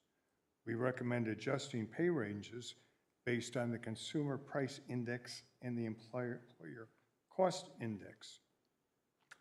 So just to remind everybody, the Consumer Price Index tracks changes over time in the price in goods and services provided to folks in the nation. The Employer Cost Index is an index that reflects the total compensation for all civilian employees and is not seasonally adjusted. So to be clear, Westfield's range increases were not based on these competitive market measurements. It appears that they were basically based upon increases that mirror the cost of living increases that we've provided over the last 5 years. So, but for me, the larger issue for consideration tonight is the fact that we've got several employees whose salaries are below or above these salary ranges. Based upon my inquiry, there are at least 9 employees paid less than the minimum range for their wage for the minimum range, and at least 4 employees are paid more than the maximum range. So, in my opinion, those problems should have been caught by their supervisors during the budget process, or certainly before this ordinance was introduced to the council. Personally, I'd recommend to the council, and I recommend that the administration take the next 2 weeks to fix these mistakes and to make sure that all employees are within the ranges that they've provided, and bring us back with an accurate ordinance for our approval in 2 weeks. The only comments I would have, I guess maybe questions as well. When we talked, you were going to provide me with a list. 2 things that we might want to consider is folks may be underneath the 2023 salary ordinance as they are today. They could be getting adjusted into the brackets as they've been directed by their supervisors have been directed. And then my second question is, if we have people outside of the range, are you including overtime pay in that? Or is that just their base salaries? Because this is specific to base salaries, not overtime. And those 4 that are above the range, 2 of them are medics. So they may in fact not be above the range, or their range may need to be adjusted. I'm not sure. And the other 2 I'm not sure of. Yeah. So we'll certainly look at all those things and we will adjust them, but my assumption is it's mandatory overtime and that could voluntary overtime. That is putting people outside of their ranges, or at least on the high end. The low end is being adjusted all the time. Kind of like what Mike's saying, though, why don't we get the information? Why don't we get it right? And get it to We're everybody. happy to do it. Make I'll it defer right. it to the clerk. This is already a month late, so if we've got 2 more weeks, I'm happy to. Late's late. All right. Yeah. Can I at least have the list of the folks that you're talking about? Yeah, because if somebody's below the minimum, I mean, why wouldn't we make sure they're at least If anyone is paid? below the minimum, below what is being proposed as the minimum, they are getting adjusted into those ranges in 2023, as they should have been in 2020. Oh, you're saying they are? They will be, yeah. but I don't So- know who they are Okay, without so, having. so we just need to confirm exactly what those are, handle those on a case by case, and if somebody needs bumped into that range, that'll be the situation We'll that takes make those place. adjustments, and the department heads are all aware of that. Okay. I don't think the ones that are below will be fixed in '23. I think that's the '23 salary, they're still below. I think Mike. Well, no, that's exactly right. Oh, There, okay. with the new salaries, with the 4% increase, they are still below. The Yes. range is below. Correct, and they could They're very still well be below. getting a 5% increase because of a discretionary increase given by the director, which So I don't let- know that you all have yet, but Let's, if I know the individuals or the individual situations, I'm certain that we can answer those questions. I thought I heard, though, two concerns, Mike. Didn't you also have a question around the ranges itself? Are we accepting those ranges as good, or, because it sounded like you had a conflict with what Archer Funds was recommending versus what we have on ours? Well, my recommendation is, at this late date, obviously, didn't do it the way Archer said to do it. We didn't follow the CPI, we didn't follow what do they call that other thing? The employer cost index. Okay, we didn't follow either one of those. It looks like we basically just increased it based upon our cost of living increase. So the first year we bumped to 3%, the next year 0%, the next year 3%, this year 4%, which is fine, but it's not according to the plan. So my recommendation is, since we did our survey with Archer 5 years ago in 2018, it's probably would be a good time for the administration to ask Archer back in and to have them do an update on the survey to see if there are any other additions that should be made as far as maybe some new job categories that didn't exist 5 years ago. Verify those ranges versus the competitive market, which would include the other 12, 14 cities that they compared us to. And also maybe go back through what they had recommended as far as performance evaluations, which is part of their program, but which, to my knowledge, has not been implemented. So I would be curious, and I'd welcome that, but that's not something that I feel we need to do necessarily this evening, other than to say and get a commitment from the administration that that's something I think we should do prior to next year's budget, if that makes sense. So I won't speak for the mayor, but from my perspective, this, as they said in Archer, it's to be done every 5 years, which would push this through 2023. In 2024, you have a new administration. I would suggest the new administration decide if they want to redo Archer or go with another route. And then to the comment that we're not doing what Archer recommends, we consult with Archer every year prior to making the salary adjustments, as I stated in my email. Yeah, The recommendation is what you see. yes. So if I- That's how we have looked at it. And the Archer report is not a report that we adopted as a formal policy to do just that, because we have to really look at each year on this cost of living situation, which is what our entire budget process is all about. So we're glad to look at that. We're last minute. I wish we'd had this discussion when you were with Jeremy in the office last week. We could have had this addressed and passed tonight. But I don't know if we're legally up against some deadline, are we? We're past the deadline, but, I mean, as long as we get it done So- before the end of the year. So if you want us to go back and redo this, is that the wish of the council? Yeah, if I can interject, it sounds like we've got multiple things going on here. So what I would recommend is we look at the specific scenarios where we're maybe out of the scale for whatever reason. Confirm, first of all, if that is in fact the case with changes to pay and pay structure and that type of thing, and address those issues. And then I think it certainly warrants further conversation to determine kind of the next steps as far as the Archer study. To your point, that that would take us under the current scenario. We should be able to go through 2023. I think that's a conversation we need to have before we act on anything there. Seems to make sense. Agreed. I would also note that any new positions that were not classified in the original survey have been classified and adopted into the salary ordinance prior to those positions being filled. As I just explained in the introduction of this, as an example, the major position in the police department. Before they could promote those folks that had been doing that job for many months, they went through the process to get a salary range and adopt the salary ordinance before that they get the actual promotions. So we're doing everything that Archer suggests that we should do. I would like to also request, though, that if the clerk's office sees folks that are outside of the range, please let us know so that we can accommodate that.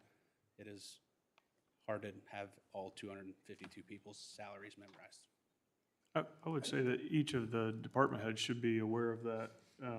And don't actually, just as a comment to what Mayor Cook stated, is that, you know, Mike maybe should have had this conversation before. The fact is, we did the budget, and it's it's the administration's responsibility to make sure that those numbers are factored all into the budget to begin with.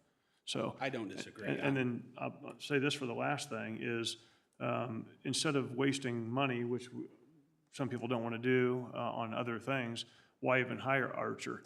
Use your HR department to go onto BLS, Bureau of Labor Statistics. All that information's right there. There's no need to even pay someone $200,000 to do an Archer study. It's online. We use it every single day in our business. I do just want to clarify that. The Archer study was $30,000, not $200,000. Okay. I think that it was more than 30 the first time we did it, didn't it? $30,500. Okay, all right. Jeremy, just one other thing. We don't know I'm wrong what there. everybody's going to make specifically I agree. until the end of we go to put them in for the Yeah, the next year. the only thing I'm saying is when you sent the information to Mike, you could have copied me and we could have worked through it. Yeah, I don't want to belabor the point, but I think we're all missing what the salary ordinance has to be and what all the other issues, which I'm sure you guys will work out. I just want to remind everybody, the lower, you have it in a range. Really, it's just it sets a maximum for a base salary, right? So if you're okay with the numbers as presented on the max side as a base salary, then there's no reason to delay it. Now you can address those separate issues about working people into a range or making sure that some people are not on the high end, because nobody who's on this list can be paid a base salary that is more than the maximum. That's really all the salary ordinance does. It sets the employees and the job positions, and it sets the maximum. Here you have ranges. A lot of people have ranges. It's not inappropriate. I'm saying don't get bogged down in the fact that certain people aren't quite there yet, or certain others have made it beyond a certain range because of overtime issues. I would agree with you, but I just want to make sure that people aren't then above it, if there is truly someone above it. Yeah, fair. You can work all that. I just want to make sure everybody understood what the point of this was statutorily. Sure. Yep. Not sure if it's appropriate, but I'd like to speak if you'll give me just a couple minutes. Marla Ayler, the Clerk Treasurer's Office, Project Research. I did not send the information that I put together because Mike had asked me for it. Cindy okayed that, so I think Mike was waiting for some information regarding the Archer study, which is why it didn't go everywhere. It went specifically to him. There are, as Mike stated, several cases where some employees are making under next year's minimum based on this year's salary times 4%. Because in the past, the 4% has been added to both the minimum and the maximum. So every time the salary ranges increase, the person's salary increases, but they never have made it quite over that hump to get into anything above the minimum. Hopefully that makes sense. The other problems inherently with the salary ordinance, the way we have done it, we have job titles that actually no one is employed as that person in that department anymore. We have employees who have new titles according to payroll, but they don't exist on the salary ordinance. So agreeing that late is late, as Cindy and I have discussed, it would be fabulous to get it all together so that every salary is within the minimum and maximum if that's what you require. Excuse me. But the Archer report also stated that there's a 40% spread in every person's salary range. So that's enormous. To have increased it by 11%, whether it was the right thing or wrong thing to do, I don't have an opinion on that necessarily that I would state publicly. That's for you guys to decide, but that's the analysis because that part is my job. So you could pass an ordinance that isn't perfect, or you could get it right. I'm hoping that you get it right. I'm happy to help. I'm happy to share what information I have with Jeremy, with HR, with any department. But to kick the can down the road and say, let's just fix it next year, doesn't seem to make a lot of sense. Can I answer any questions for you about the work that I have already done? Thank you. Thank you, Marlon. Rob Gaylor, Westfield Fire Department. A couple things I would just like the council to understand, that our paramedics and members in the organization don't fall above the base salary on the maximum end of the Archer study. At the end of the year, they do make more than the base salary based on overtime. Myself being a director, I'm also at the top end of that scale. And if you look over the last 2 years, I have made more than the base salary for my position because I have spent almost a month deployed with the FEMA task force, and the city gets reimbursed for my time away. So my base salary is my base salary. That's what I get. When I'm deployed with FEMA, the city pays me. I make more than my base salary. They get a reimbursement check from the city of Indianapolis. The city of Indianapolis gets a reimbursement check from the feds. At the end of the day, we're not paying our employees over the salary ordinance. Does that make sense? I don't think anybody's arguing that. I don't think, Nobody was even. Chief, I don't nobody think was anyone's asking or arguing with that. Yeah. It's, I just wanted to clarify because I was picking up Appreciate that. We're a few not- things that was being stated that No, that's what Jeremy said. Jeremy said he thought it was that. And Yeah. nobody else knew. That's why we just wanted the clarification. Thank you. Thank you. Thank you. Well, then, are we going to then, the motion, do we need a motion to wait 2 weeks? So when we say getting it right, what exactly? I think 'Cause if getting Manny's it, saying, as far as I'm concerned, getting it right then, I think, is Jeremy, administration, the clerk's office, getting together with human resources, making sure that all employees fall between the minimum and the maximum. Or if adjustments need to be made, those adjustments are made. And, but we're not gonna adjust this actual ordinance, right? You're calling to adjust people's pay, which is different from whether or not we should approve the ordinance, I guess is what I'm asking. Maybe I'm wrong. well, Nobody's pay would ever change. That's not even the issue. The employees absolutely make what they make. They get 4% the way you approved it. But the salary ordinance is an ordinance.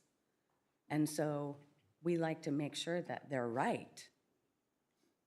Not that, I mean, it has, no, my goodness, no one's suggesting that we take any money away from anybody because they make over the max. We're saying maybe the max needs to be a little bit higher to make sure they do the job in that range. Or in one case I can think of, there's a minimum where, again, the person makes what they make now. You approved a 4% salary increase, we tacked that on. But because the minimum hasn't been increased by 4% also, they don't make the minimum. So we have two choices. We either bring up what that person makes and give them more than 4% so they reach the minimum, or the logical thing to do, lower the minimum. So this is not messing with any employee of the city's salary, no argument there. It's just adjusting what's written on paper. And to further that statement, Jake, again, just to make sure that I'm understanding it clearly, as Ms. Ayler pointed out, making the adjustment so it's correct on paper, not only is no one's income going to be changed, this is simply a matter of Again, making sure document A and document B match. And to the point that Jeremy made earlier, in most cases, it's possible, if not probable, that they are correct. The ones that seem to be outliers right now, they're probably correct anyway, with adjustments that need to be taken into consideration for the new year. But we need to find that out.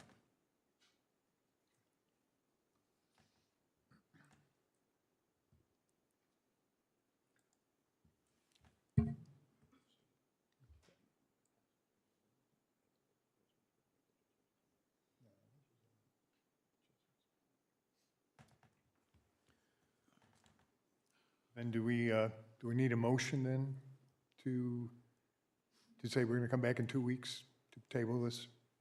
Yes, if you're gonna table, you need a motion. I make a motion to table ordinance 22-53 and revisit that next month. Second. Motion's been made by Counselor Fry, seconded by Counselor Edwards. Would you call the roll, please, Cindy? Okay, Joe Edwards. Yes. Scott Willis. Yes. Cindy Spalgeri. Yes. Jake Gilbert. Yes. Mike Johns. Yes. Scott Fry. Yes. Troy Patton. Yes. Motion carries 7-0. Next item on our agenda this evening is the ordinance 2254, the 2023 elected officials salary ordinance. This had a council introduction on November 14th. It's up for adoption consideration this evening. This ordinance was drafted by the clerk's office and to my knowledge represents a 4% increase in the salaries for elected officials. Counselor, do you have any comments? I do. Counselor Fry. I just want to point out that we go through a budget process and we try to, look at every which angle of that budget that we possibly can to see where we can save taxpayer dollars. We're not looking at substantial dollars here in the big scheme of things, but it certainly, in my opinion, goes against the very concept of what we try to do, to have a conservative approach to how we spend the taxpayer dollars. So for that reason, just like last year, I will be voting no on this. Food for thought. I think the 27th Amendment is a great amendment. If Congress votes themselves a raise, they don't actually see the raise until after the next term begins. I don't know if that's something that people do on local municipalities to our attorneys or not, but that way, if you feel like, well, we have to move these numbers for future ranges so that we don't get way out of whack and have to make some huge appropriation 4 years from now. But then the people who voted yes actually never see the money. So not that we should do that, just food for thought if that's something that could ever make this a better situation. So I would point out, Jake, first of all, I don't think that's a bad idea. I really don't think that's a bad idea. However, again, adding to the concept that we're here not because it's an opportunity to make money, because the money's not worth the job. It's just not. We're here to serve the community. And again, so if the amount that we get paid to show up here and serve the community is not enough for somebody to want to serve the community, they need to refocus, in my opinion.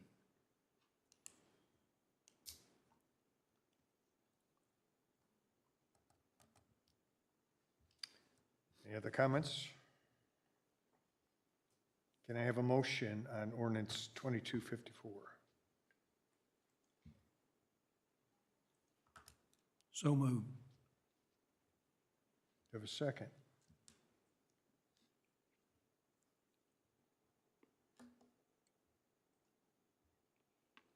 Sorry, Councilman, could you clarify, it was a motion to Yeah, approve? Could you clarify the motion, Joe? Is that to approve the ordinance? Yes. Thank you. Have a second?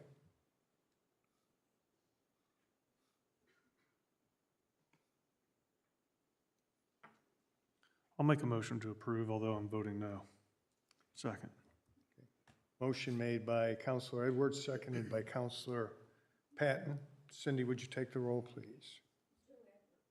Yeah, yes. Okay, Scott Willis. No.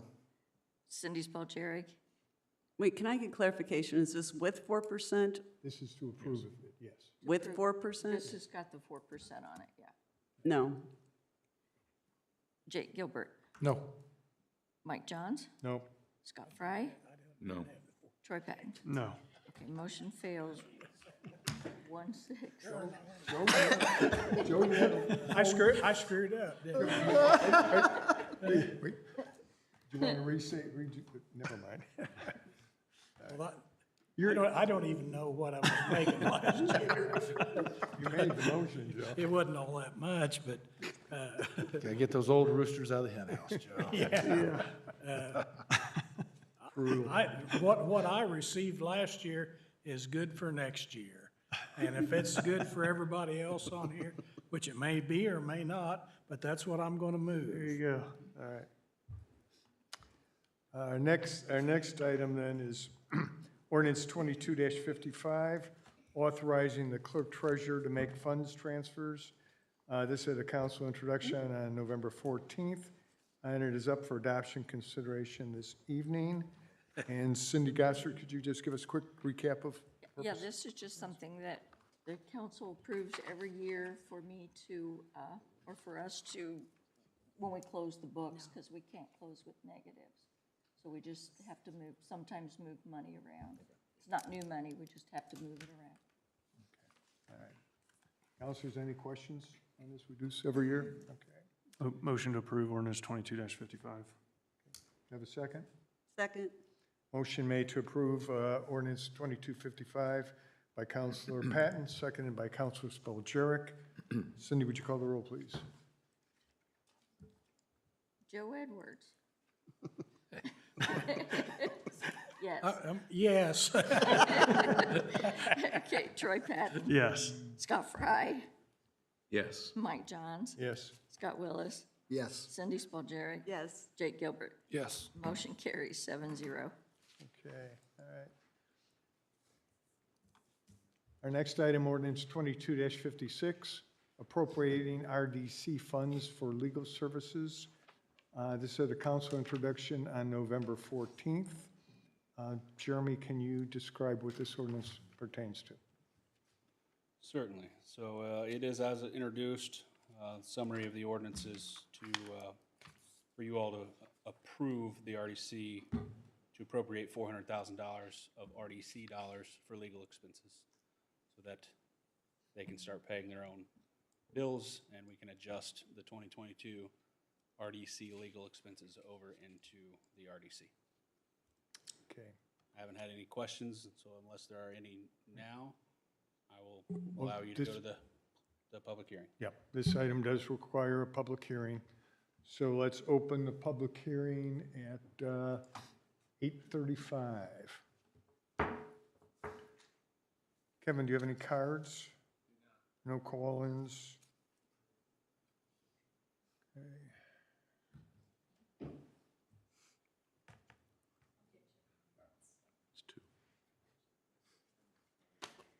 Linda Nass, 1122 East 161st Street, and I probably should say I am a member of the RDC. But in reading over this ordinance and understanding Indiana code, and there may be disagreement between lawyers on what the Indiana code says, but also in speaking with the State Board of Accounts on how we can use allocation funds within allocation areas. There are some serious guidelines on what you can use this money for. You cannot use it for operating expenses. If you want an operating fund, a council has to approve that, has to be set up. There was nothing set up or approved for the 2022 budget. And I think that's what this is referring to, something that we don't have. And we're talking here about $400,000, I believe. I can't see the next page. And we haven't even seen these invoices or know what they're for. That was the question we had at the RDC, was it's hard to approve something when in fact you haven't seen it and you're kind of told maybe it's this or maybe it's that.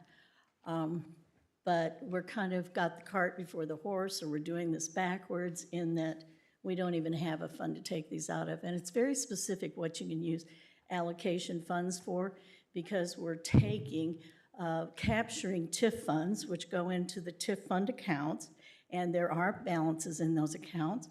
But then the intent, and some people don't agree with it, but the intent is for an RDC to have a project in mind, to set up an allocation area, to capture those funds.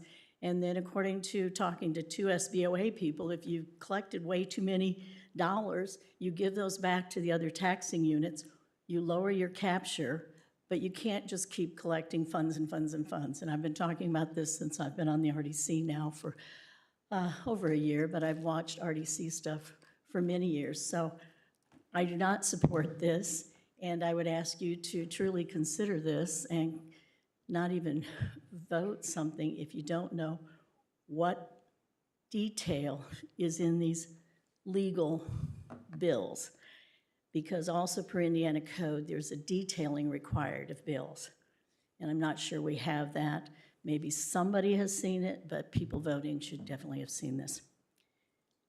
The RDC is to give us a budget, and that budget should include these legal fees that we are discussing. And I'm sure if we have a budget for it, there will be an account to pay it out of. We don't even have an account set up. Well, but we can get it. We need to get it. Joe, we're still in a public hearing, so. Oh, I'm sorry. Are there anyone else wish to speak in the public hearing this evening? Hearing none, I'll close the public hearing at 8:40 and now open the floor to questions and comments from the councilors to Jeremy. Question, there seems to be a problem with this being done now for 22, like this coming in 23 won't be an issue, it sounds like. I mean, at least we'll have things set up for that, but doing this now in 22 has some extra challenges. Is that what our issues are right now? I'm not an attorney or the clerk. The legal says, at least from my understanding, it says it's fine. If the clerk has issues with it, I don't have the answers. Yeah, no, there's no issue legally with it. It's perfectly appropriate. In fact, the council doesn't even need to take action on such an approach. It was done for maximum transparency to give everybody the opportunity to present this the way Jeremy wanted it. And I think it's absolutely the right way to do it. A couple of highlights that we've discussed before or touched on before. One, this isn't new money. This is existing money within the RDC. Two, there's no legal bills submitted or approved or pre-approved for that amount. It is not cart before the horse, because you need to, in order to spend the money, you need to appropriate it. Not additional appropriation, it's existing funds, because the RDC hasn't previously, in the entire existence of the city, paid its legal bills. And so we need to show a path to the RDC doing so, which it was Jeremy's understanding and mine that that was the wish of the council to do so. So the next steps would be, if this were appropriate, the RDC would be able to then use its own funds for RDC-related matters. And as it states in the first part of the ordinance, that would be whatever is necessary for legal advice relating to the allocation areas, which is what statute requires. As far as detailed billing, of course it's supported by detailed billing. It's supported by detailed billing like everything else is. It needs to be, and that will be presented for RDC approval before anything is paid, just like any other claims they receive from Crone or anybody else. So I think that addresses all the issues. And without going too far into it, I know some of the council's obviously aware, this is also to help with a hopeful big project that's coming down the pike that will require a great deal of work to finalize before the end of the year, and obviously into next year. Jeremy? I was just saying, just real quick, Manny, just to Joe's point, though, I mean, we should be getting a budget, correct? I mean, detailing this out, I mean, within the TIF allocation, or the TIF allocation areas, correct? Right, so, I mean, yeah, there's a budget presentation to all taxing units once a year, and as far as part of the budget process and presentation, that was done by John Rogers and others a month ago, I believe. Showing the 400,000? No, this is for 2022. Right, so that was the budget for This is an appropriation of 2022 dollars to pay for 2022 legal expenses. That budget is- 2023 has its own dollars in it. I got you. correct. I'm saying for 2022, and feel free to correct me if I'm wrong, I don't think we ever got that. That So no, budget is last due year- in Go ahead, April, Council. I think. Right, so yeah, that was presented, but to your point, Council, no, I mean, last year during the budget process for '22, this wasn't contemplated as an approach for the RDC to pay its own bills. That's part of the reason this appropriation is required. The funds are there. Obviously, Jeremy has vetted that with whomever Sure. is appropriate, but it's not as though this process just wasn't in effect last year for the 2022 budget. I have a question. It says the appropriation of existing commission funds of 400,000. Where are those? They're in a combination of the allocation areas within each allocation. So area. you're taking $400,000 out of all, combined out of all the TIFs? What we determined to be the simplest way to do this, as opposed to every single TIF district having its own legal appropriation line, was to have one budget allocation out of 301-018-330, and then at the end of the year, similar to your ordinance that was approved, we adjust from those TIF areas based on the documented, detailed legal expenses back out of or into 301, which is the east side TIF. So I maybe mistakenly thought that setting up an appropriation number would be easier for the clerk's office as opposed to 12 appropriation numbers, 12 budget allocation items. We have no idea if there's going to be an economic development project, hit Grand Junction TIF or East Side or whatever. So I thought maybe a single appropriation number that got reconciled at the end of the year would be the simplest way to do it. Will this 400,000 be paying for other TIF areas besides the one that it's in, the east side? It will be throughout the billing cycle, throughout the year, and then it'll be adjusted from those EDAs to 301 based on the detailed invoicing. I thought we couldn't Don't- pay, I think, can somebody tell me? I thought we weren't allowed to pay across, like, if I'm a TIF and Jake's a TIF, I can't pay his and he can't pay mine. Right. No, that's not correct. That is true. Well, no, You cannot. No, it isn't. Ann, what do you, Ann? Legally, if it benefits a concern, the TIF. It you has can- to be you paid can- out of I- for that allocation let area. Ann. Go ahead, Ann. So I agree with both of you gentlemen in part. The TIF monies for each area are to be used and paid for expenses for the benefit of that area. However, they may not be used for operating expenses. So that's my question to you, Manny, is if we're going backwards, because we're almost at the end of '22, what is the authority for allocating those to the TIF areas when the State Board of Accounts says the legal fees are operating expenses? Why would they say they were operating expenses? They don't tell me why they say those things, sir, but that is their position. So do you have authority that they're not operating expenses so that they can properly be paid out of each individual TIF? Sure, I mean, they're professional fees in the same light as our financial consultant, number one. Number two, the State Board of Account does not, I'd be shocked if they gave you a legal opinion to that effect. I'd like to see if you have something, I'd be happy to look at it. But no, my legal opinion is that that'd be appropriate. The work out within each allocation area and the benefits and concerns other allocation areas would be appropriately paid. The consultants, Manny, sorry, I'm time issue here. No, you're fine. The consultants, Manny, aren't those paid though out of each, those are allocated to each TIF, right? Well, and that's what Jeremy's saying it would be. I'm sorry? That's what Jeremy's saying it would be ultimately. They are, and except for in the newest TIFs that don't have any money, and then the other EDAs that are benefited and support that will carry some of those professional service costs until that EDA has enough money increment flowing into it to cover its own. I'm not proposing that East Side pay for everybody's legal fees. What I'm proposing is East Side pays for it as we get invoices throughout the year. And then in November or December, because we're tracking it in the back, right? We do actual adjustments from the different EDAs back into East Side.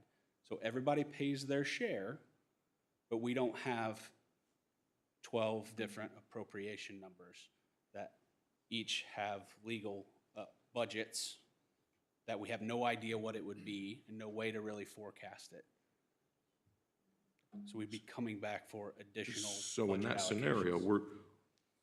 we're going through the same steps, we're just doing it all at once at the end. Yeah. Correct?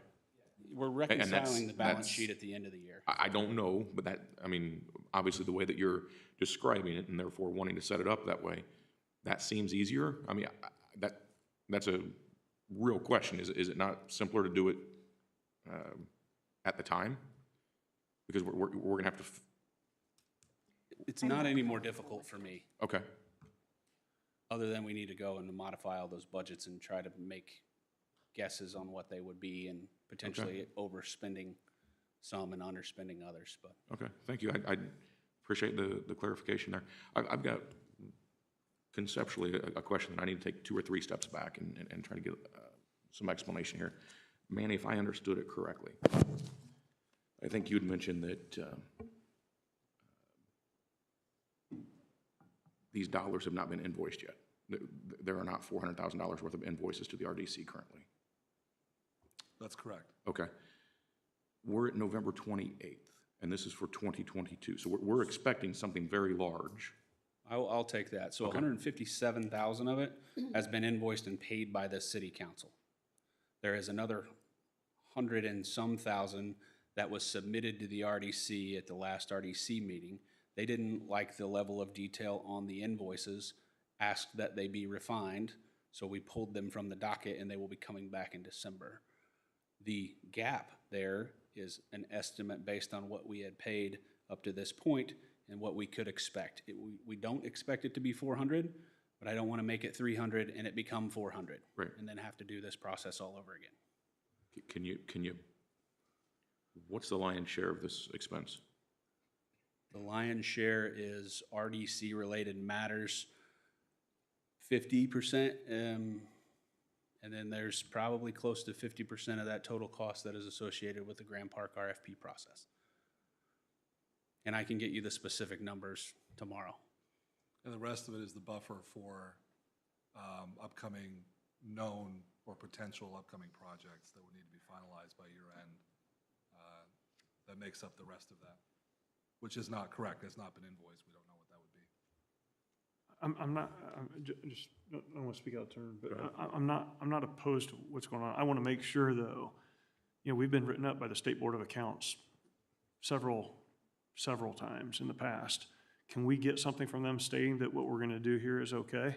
No, they will not issue a legal opinion, ever. Because the problem is you don't have the same opinion that Ann does, and so, I mean, it's like, you know, we're kind of caught in a quandary. I mean, I'm not saying she's right or you're right. I'm saying, you know, the State Board of Accounts has written us up for doing the incorrect things in the past.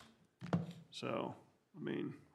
Our alternative here, and I'm 100% on board with it if it's the way you all go, is we don't do the RDC. RDC doesn't pay their legal bills this year, and it starts next year, but that's going to require, at the next council meeting, an additional appropriation of more dollars to come back to you all to cover outstanding RDC legal invoices plus upcoming RDC legal invoices. And that would have to be new money, unfortunately. That would In be the council new sense, general it would fund be dollars. an additional appropriation. In this sense, it's just allowing the RDC to, not even allowing, but acknowledging the RDC is spending money on a matter it has not spent money on in the previous 12 years. Okay, so my concern is that the SBOA has been pretty clear that we can't pay any RDC funds using our general fund. That's a hard rule as far as I understand. And in my conversations with them, they've also told me that you cannot commingle TIF funds. So one TIF area has to support only itself. and you can't borrow money from another TIF area as, quote, in the greater good. And they specifically said you cannot do that for, quote, the greater good. So I'm in a similar quandary to Councilor Patton, in that we've got the SBOA, the state, telling us one thing, and we've got our attorneys telling us something else. Well, just like I'm not a financial person, they're not lawyers. So that's where the disconnect might be. That's why Mr. Patton and I disagree so much. And I'm not either, but I do know that the general fund has been paying RDC legal bills for at least 20 years. So we would have been written up many, many times by now if they had a hard stance. Yeah. Which is a general fund. This is a general fund. Yeah. It wasn't paid out, she's saying it wasn't paid out to RDC, it was paid out to admin. That's why they didn't write us up in the past, because we paid for it. Because we didn't have the details of the legal invoice, is that what you're saying? We do, they're just not public record. But she's just saying that it's been paid out of admin and not RDC. Correct. Not to Well, split it's the same hairs. issue, but- right? that's But the I mean, problem if I'm they're paying for trying to RDC fix. services, that's part of what this is trying to resolve. Yeah, I hear you. If it won't work, fine. Oh, I want it to work, because I want those TIF funds to be supporting those costs. I don't think that it's fair that it goes back on our general fund to be paying for stuff that's covered through the RDC, and they're collecting money and have money to do it. Agree with Right. that.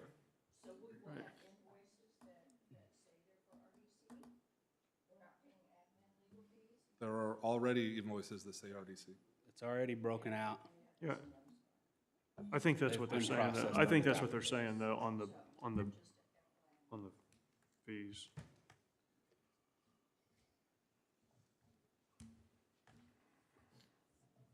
But it seems pretty foundational, is legal operations or not? And you two No. are saying, you're saying no and you're saying yes? That's the question. Like, that seems like that should be a very simple thing for you two to agree on.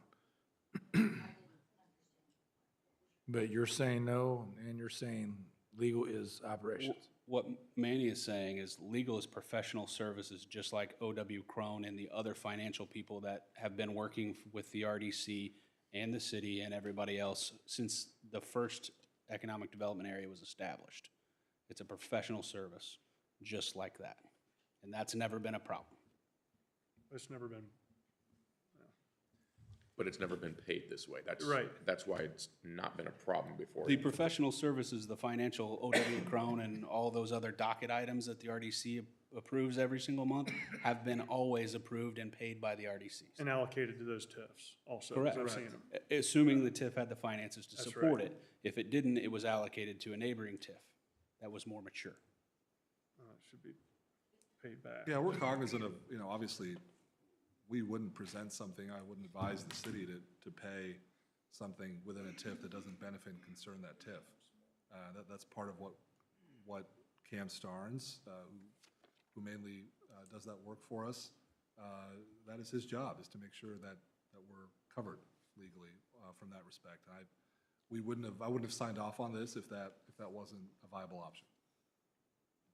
Am I saying that there are legal fees that are sometimes, that could be characterized as operational? It's really hard for me to wrap my head around that, but if Van has something from Todd or Susan or somebody at the SBOA that says that, I'm happy to review it. But just like O.W. Crone is a professional service that would benefit and concern each TIF allocation area, so too is legal, and that's what this is based on. I think it's a fair question.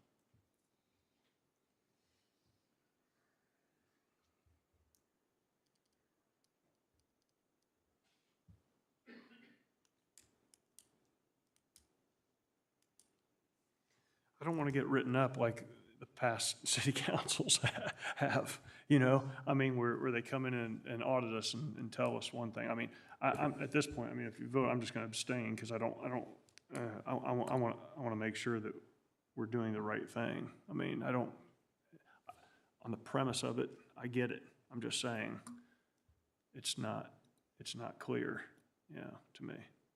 But that's just my opinion. Well, I get it too, but I'm concerned the RDC hasn't seen these costs yet. They haven't seen these invoices. Well, that's true too, yeah. No, And so that's there, right. I mean, we got an RDC member saying she doesn't support this because they haven't seen it yet. Well, there's So why are we- nobody's saying that if you approve this appropriation, that anything has to be paid. It has to go through the full claim process. But just acknowledging that the RDC is for the first time taking it upon itself to pay for legal services that the city has previously covered. So no, of course, we would not presume that to think that it would just be automatically approved. The council can't do that, frankly. That has to be the RDC function. The RDC also has a public hearing upcoming and a resolution to do the very same thing you're doing right now, so they get to vote as well. And they've been offered the same opportunity to look at the details of the invoices as you all were, the specific details behind the invoice sheet. We're working on a way to provide detail on the invoice that accommodates their needs and may even actually translate into something that's accommodating more so for you all than what we currently have as well.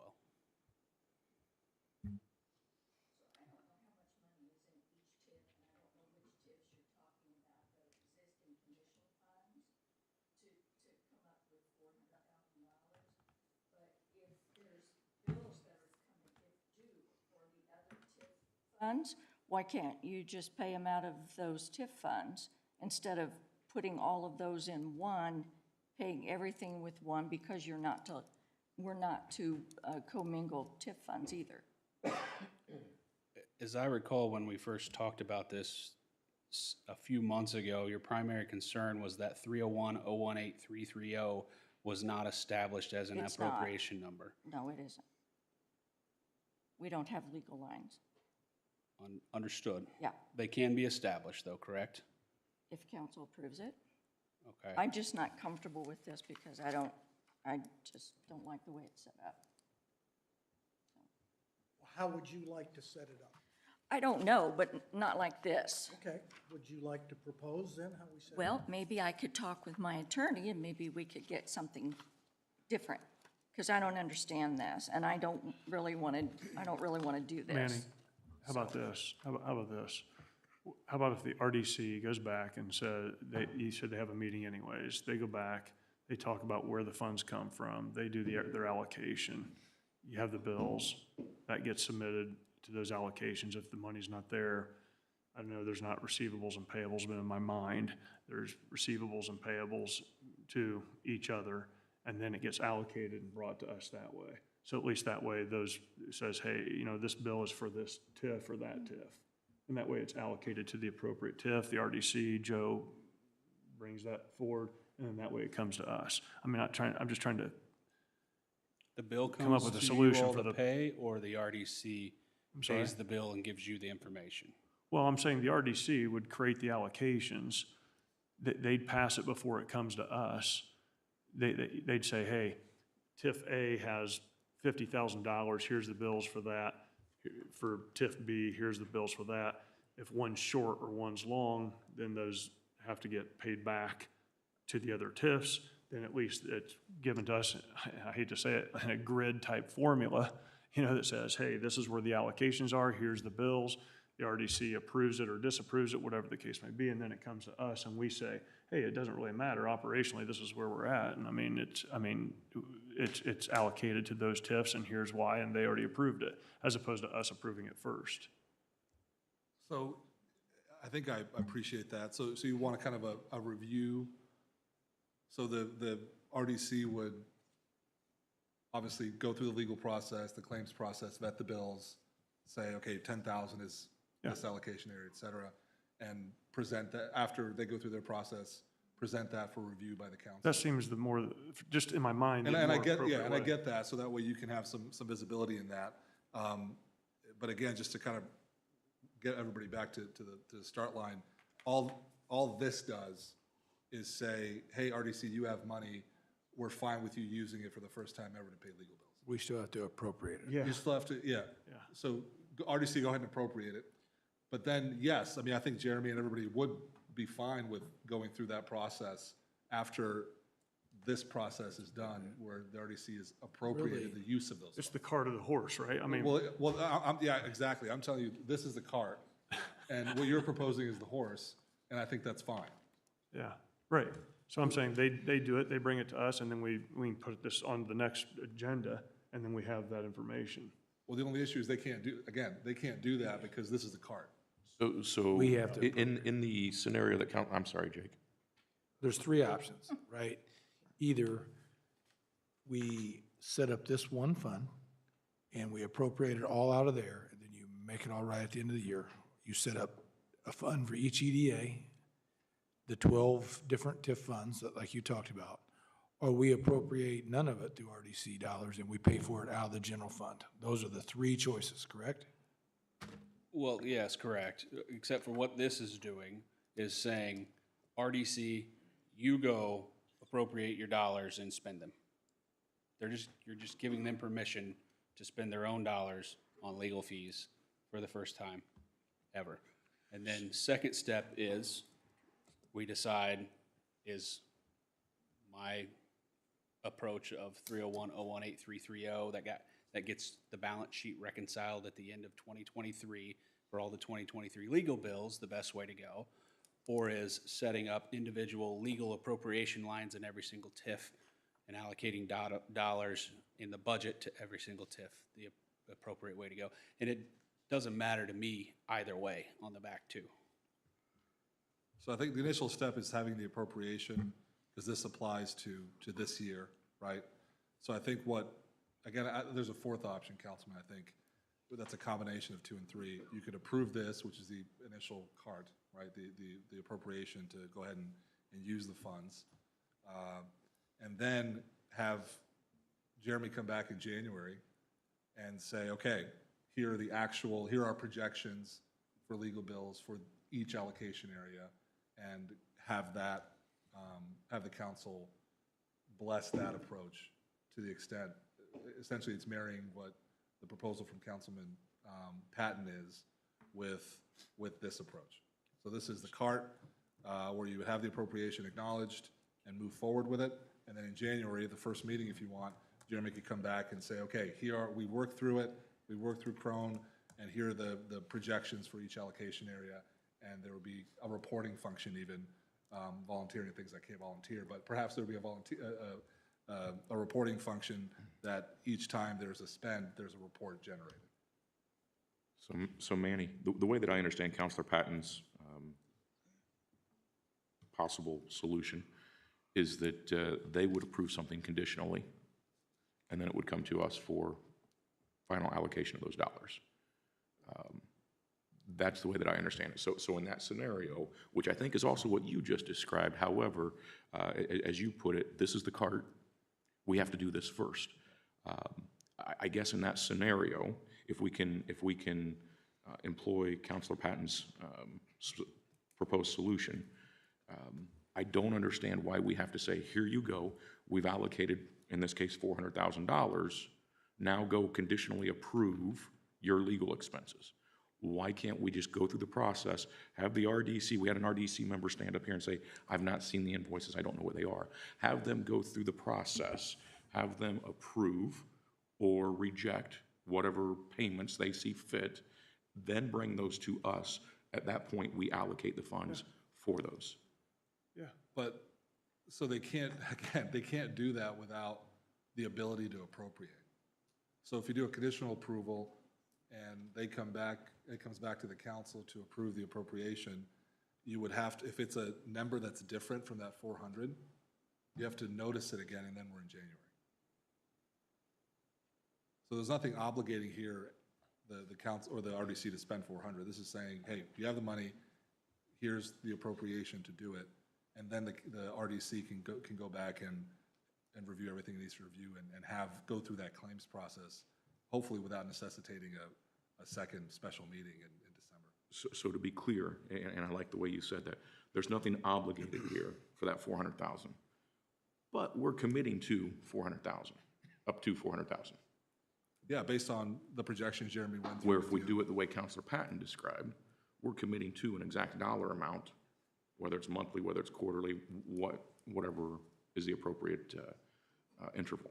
So I respectfully disagree with that, because part of what's built in here, as Jeremy discussed earlier, is a pretty substantial buffer for what we, again, hope and halfway expect to be expenses incurred for a pretty large scale project that would need to close by December. So there's no way we're gonna get to a direct dollar amount. Well, why don't we just approve them as they come then? If they approve them conditionally first, and then bring that approval to us at the next council meeting, we'll have the exact Yeah. dollar amount. And we approve The them and move RDC on. acts first, we act secondarily. Are we talking specifically about 2022, or are we talking about 23 and Well, I'm approval talking processes? conceptual plan moving forward. Or even just back, forward, who cares? Yeah, so once it's appropriate, the council doesn't have, the RDC approves its own bills. Yeah, right. So with this, what it includes a reimbursement for what the city has already paid out of general fund. And so there's no way that through year end, because then invoices for anybody else, Crone or anybody, wouldn't happen until January. So there's no way for us to know determinatively by the RDC meeting what that dollar amount might be. It could be that there's a week I don't sleep, or my team doesn't sleep because we're trying to get something closed. So I get that conceptually. I get why you'd want that. I would want it too, some sort of certainty. But it's just, there's no way I can at least see to do that and still fit this within what may need to be done within that buffer zone from, let's say, December 15th through December 31st. When's the next RDC meeting?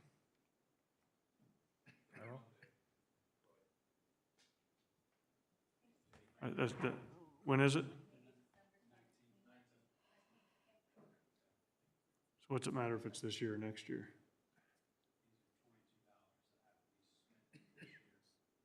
Correct, yeah, we can't use 23 budget dollars to spend based on services. Well, we can always do an appropriation, right? No? No. Well, they'll have to do a budget. RDC does have a budget. I know, but they'll just have to amend it and ask for additional appropriation. I don't understand what the big deal is.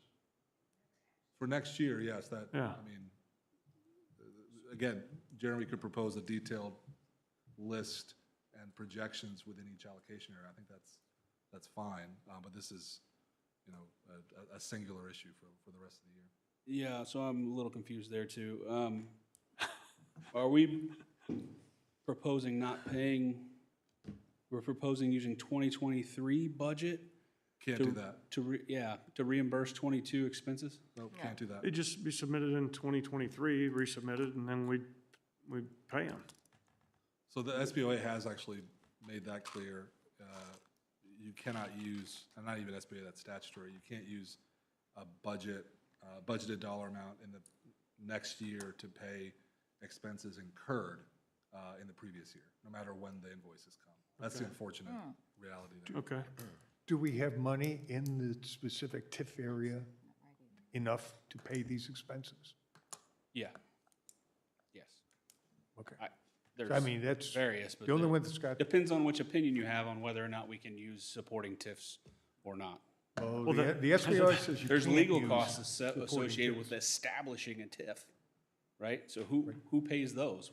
Well, that would be a specific legal cost for that TIF. Yeah, it's my understanding easy. that the Right, but it SBA hasn't generated any increment until the following year. I know, but it'd just borrow and then pay back. Well, that could be, we could require reimbursement resolutions, I assume. I don't know, I don't know. Just a FYI, I do pay things in the next year, like in '23. We will pay some things that were billed in '22 that we are done in '22 that we don't get. State board's okay with that. We do it all the time. I think what Manny was saying was paying 23 budget items for 22 invoices. No, You we do that? can't.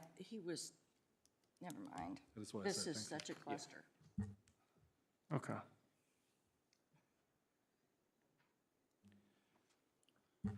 Cindy, Joe, Scott? Joe, you want to speak? Oh, Joe. I was talking about Joe Edwards, Scott Willis, Cindy Spiljerik. I mean, it's a mess. I mean. Okay. Yes. Joe Plankus, 514 Stockbridge. Let me clarify a couple comments made earlier. When we received our claims docket meeting in November, Taft invoices were on there. I immediately contacted Cam and Manny and said, hey, we need more detail on these invoices.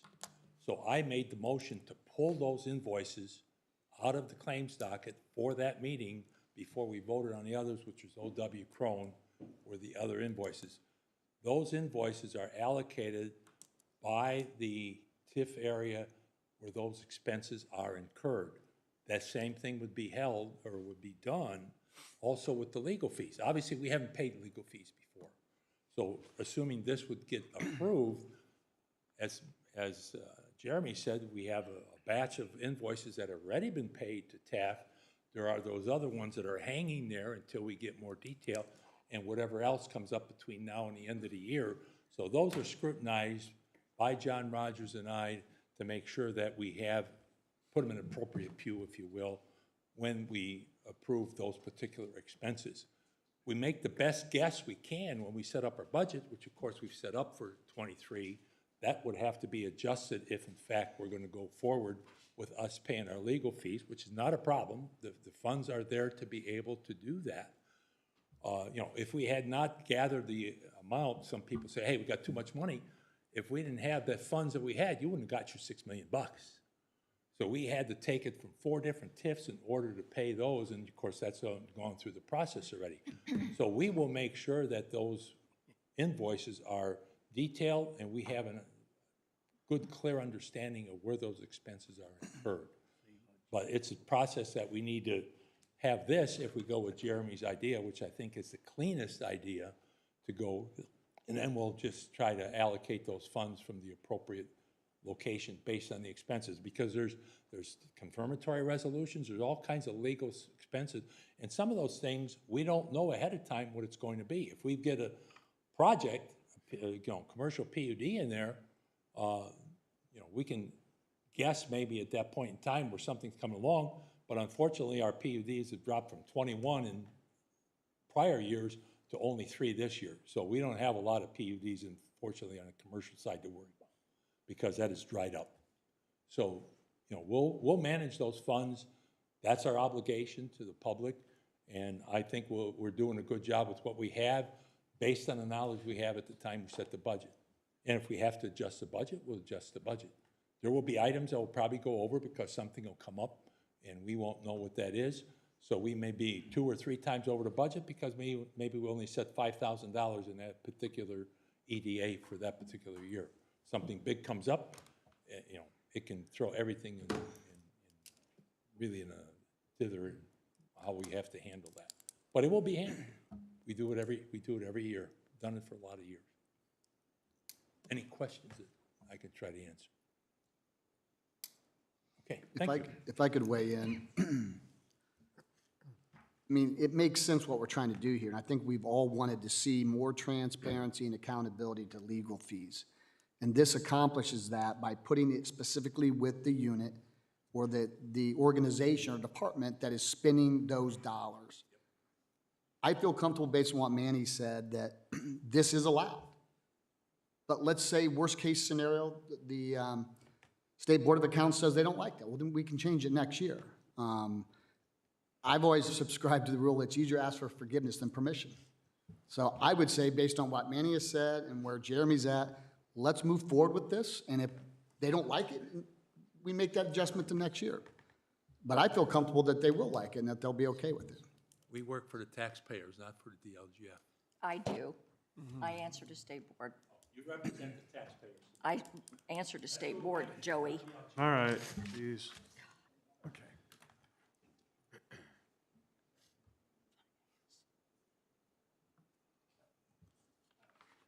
It seems like there has to be some kind of reconciliation on either you establish the 12 different funds, or there's a resolution to repay the TIF areas based on some of the comments I'm hearing.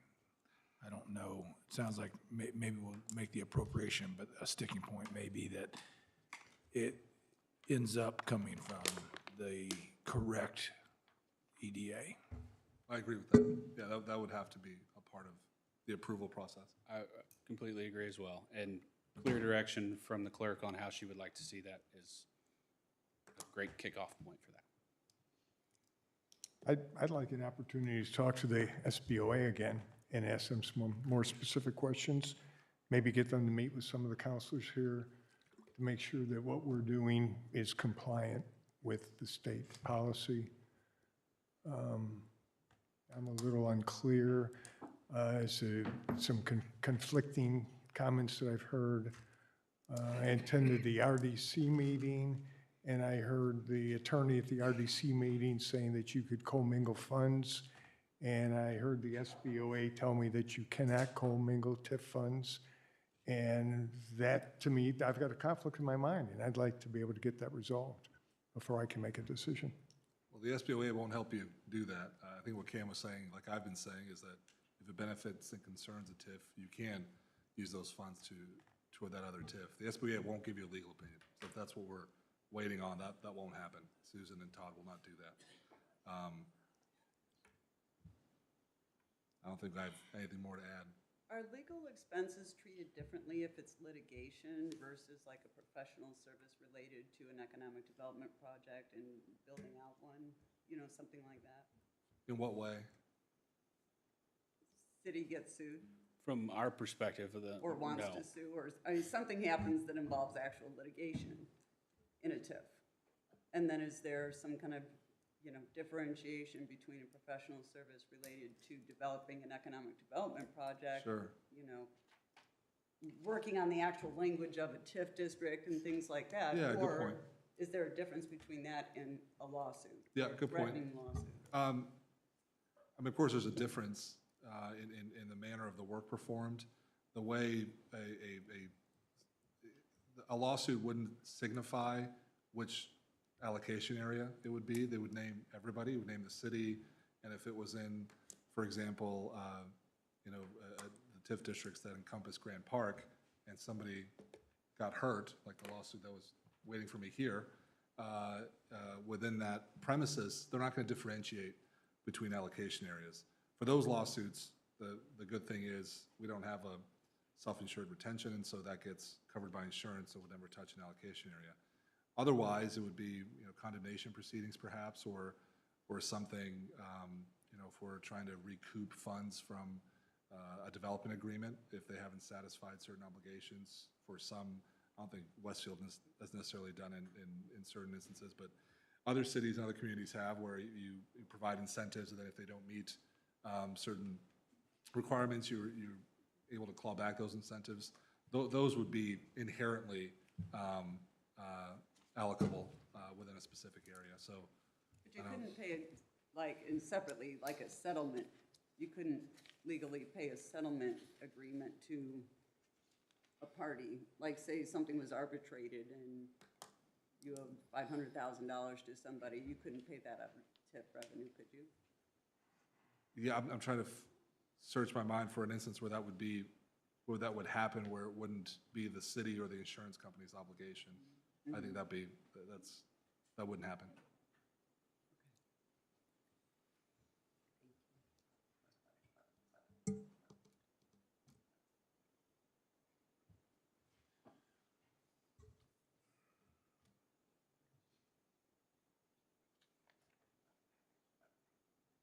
Mr. Johns, what would you like to do, sir?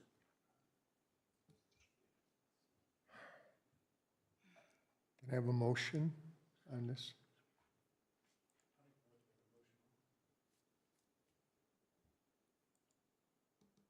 I'll make a motion to approve ordinance 22-56. Do you have a second?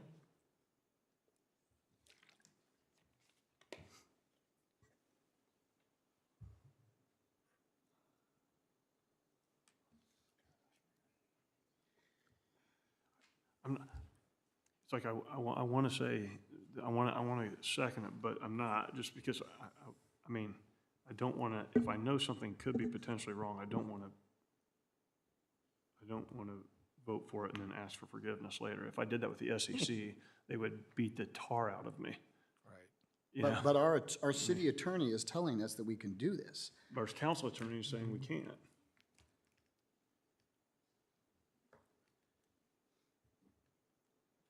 So,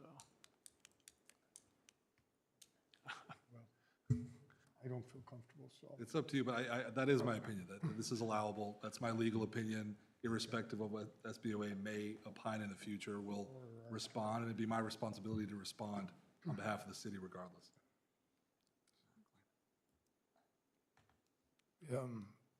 If we table this, I mean, ultimately, if we don't approve it, we're gonna pay it out of a special appropriation, correct? The only other option is an additional appropriation. An additional Additional appropriation funds from the city. general fund. Correct. So, but we don't, if people need more information, we can table this methodology. I just, man, I don't know. A lot of gray area and a lot of people contrasting views. Well, within the Counselor RDC and the attorney. Willis has made a motion. Yeah, let's do And a I've motion. not heard any seconds. There's no second, let's move No on. seconds. Do I have another motion then? Okay, then I'll make a We motion. can't do it the other way. I mean, have the RDC approve it. Could we appropriate, can I ask a question? Sure. Sorry. Can we appropriate $10 and then have them do their resolution at the next meeting or whatever, and we come back or something? And I guess, I mean, if you're looking for a specific amount,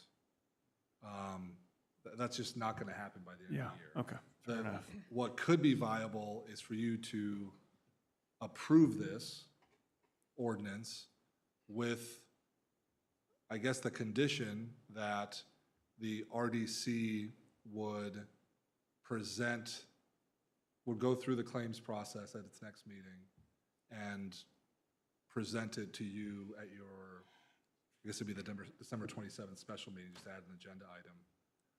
So that way you see which allocation areas have been addressed. And then by that time, by the 27th, we will have a very clear picture of what the expenses are. There's not gonna be any major expense, the 4 days before New Year's Eve.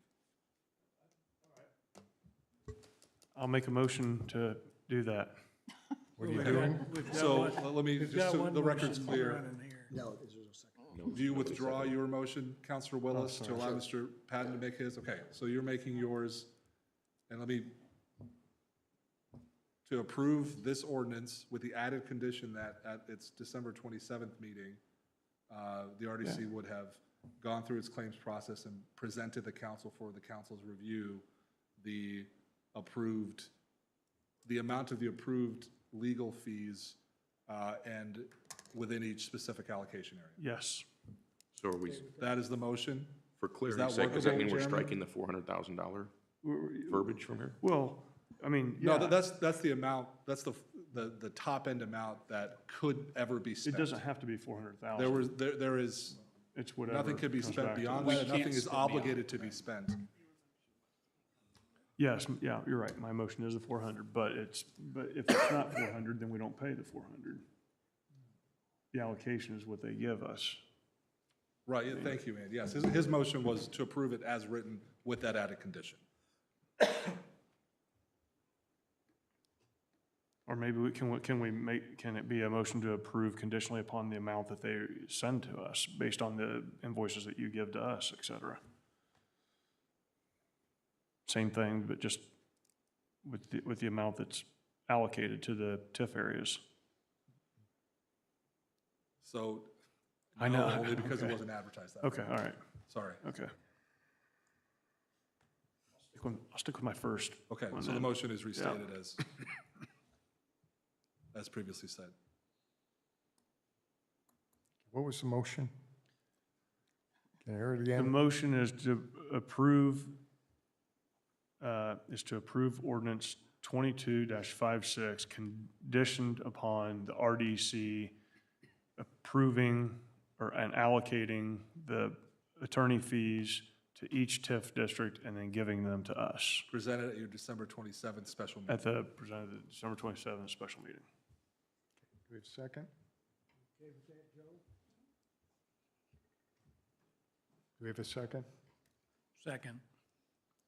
Okay, motion made by Counselor Patton, seconded by Counselor Edwards. Cindy, you want to call the roll? Scott Willis, Yes. Joe Edwards, Yes. Cindy Spalcheric, Yes. Jake Gilbert, No. Mike Johns, No. Scott Fry, Yes. Troy Patton. Yes.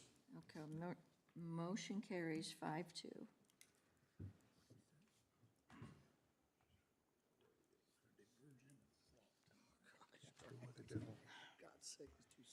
All right, the next ordinance, 22-57, additional appropriation for State Road 32 streetscape design. This ordinance had a council introduction on November 14th, and we're going to ask Jeremy to please explain this ordinance, and then we'll have a public hearing. Thank you all. Ordinance is as originally introduced. It's an additional appropriation of general fund dollars in order to fund the design, the furthering of the design, and from the presentation that you had earlier today. Much of that work has already been performed, and we have invoices waiting that are needing to be paid, which is the need for the additional appropriation. It would be, the $375,000 would be appropriated to 101-013-349, which is the Public Works Services line. I will yield the questions until after the public hearing. All right, we're going to have a open public hearing then. Starts at 9:30. Kevin, any cards? Anyone here like to speak? Let's give it about 30 seconds.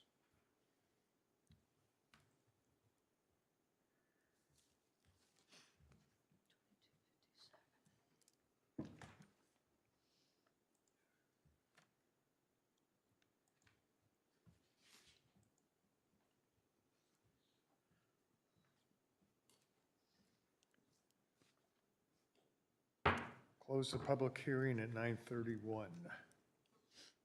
Okay. Counselor, comments or questions? Okay, I've got a question, Jeremy, here. Within this ordinance, the ordinance states that whereas an additional appropriation is necessary to provide the city with sufficient funds to pay the costs for design services by MKSK performed or to be performed in 2022 to improve the streetscape and ground level spaces in State Road 32. And we're asking for $375,000 to do that. I don't see where they have performed those services in 2022. As far as I know, we've got one invoice for $17,000, and the rest of these services, from what I understand, the design are going to be completed by February. So why are we appropriating the funds this year on a next year project? When the ordinance was drafted and presented or introduced, contemplated, I guess I should say, the deadline for MKSK to be complete was the end of December. Again, we're appropriating the money. It's specific to this. If we only spend $180,000, then we only pay $180,000. There may have only been one invoice that you saw. I believe we're in the neighborhood of $100,000 of work that is owed to them. I can't give you the specific number of what they're going to be by December 27th.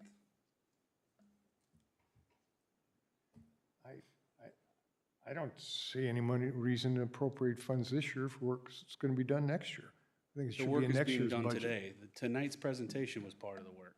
Everything they've done since August is part of the work that this contract is covering. I understand that, but the invoices, we've only received $17,000 in invoices. The clerk has, and we're sitting here with 30 days, and chance that those invoices probably aren't going to pay till the next year anyway. They don't have to be paid till next year. John, I've also got an invoice for $70,000 from them as well. When did you get that in, John? November 9th is the date on that document. Didn't we agree you were going to send me the invoices, and you sent me one? And I go back and check my emails, but I haven't received any of the others.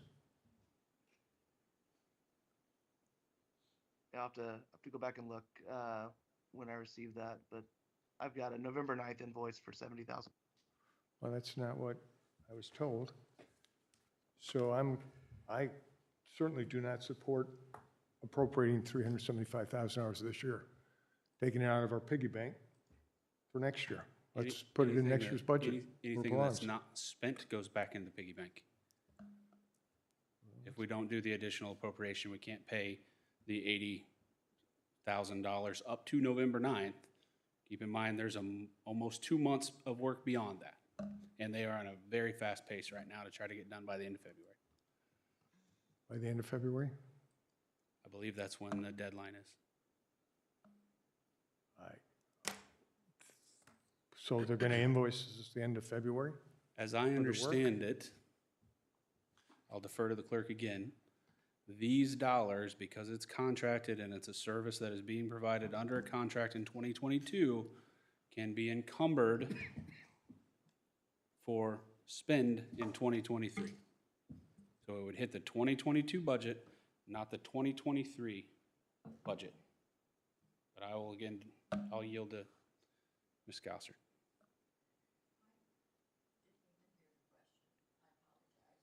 Can we encumber these funds, the entire contract for MKSK, equaling $375,000 based on this additional appropriation?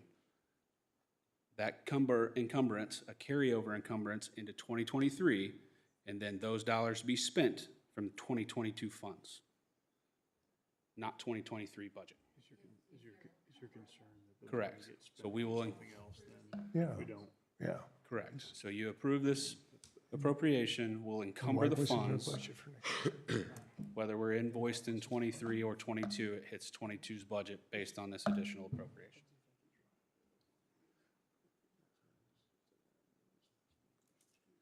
If not, these dollars are not approved, or not proposed in the 2023 budget, so we'll need to come back for an additional appropriation to the 2023 budget to pay the invoices.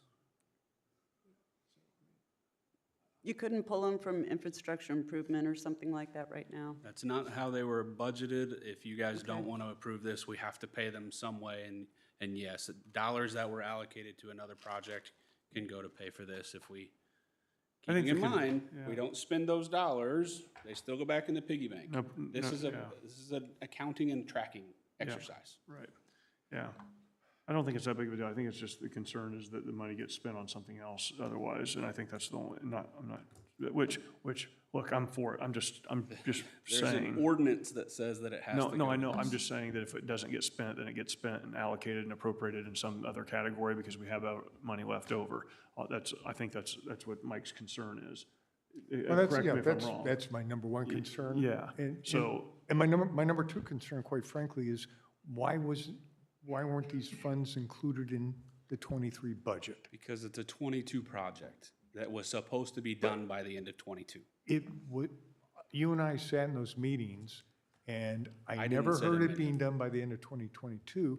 As a matter of fact, we were told by NDOT they didn't need it until September, and it just got moved back to February about a month ago, 3 weeks ago. So it was in fact, I've provided the scope of services, which is what I base this ordinance off of. The scope of services had a timeline that ended at the end of 2022. I can provide it again. I think it's okay. all right. I make a motion that we approve ordinance 22-57. I second Additional that. appropriation for 32 street design. I second it. Motion's been made for approve ordinance 22-57 by Counselor Gilbert, seconded by Counselor Willis. Cindy, would you? This encumbers those funds. Yeah. This allows us to Like, encumber creates a the liability funds. for the, Okay. But if the funds would be encumbered, is that right? You need for a this separate, budget? yeah, you'll need a separate action to encumber any funds. And we will likely have others as well. I've still got to work with John Nail on some of those things at your next meetings. Correct. Okay. Additional appropriation will allow us to pay the invoices, encumber the entire contract, which will come back to you for approval, along with potentially other contracts that are underway that will have invoices in '23 that were appropriated in '22. Because if we don't do that, then we spend $1 million on a project next year based on a contract this year, then it overspends the '23 budget. Motion a second. Let's go. Okay. Call the roll. Cindy, you want to call the roll?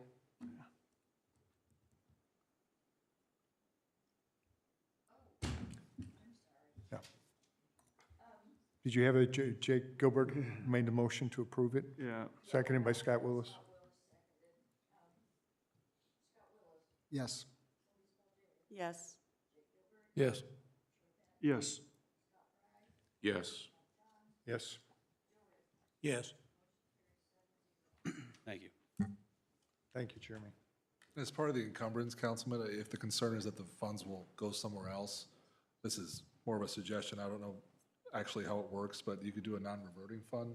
I don't know if the clerk, a non-reverting, you can put the encumbrance in a non-reverting fund, so that way it won't go back to the general fund. I know I'm a little bit beyond my skis, but that's a question for the clerk to kind of consider if you don't want the money to be Yeah, we should, allocated we elsewhere. should do that, honestly, going forward, I mean, on things. So,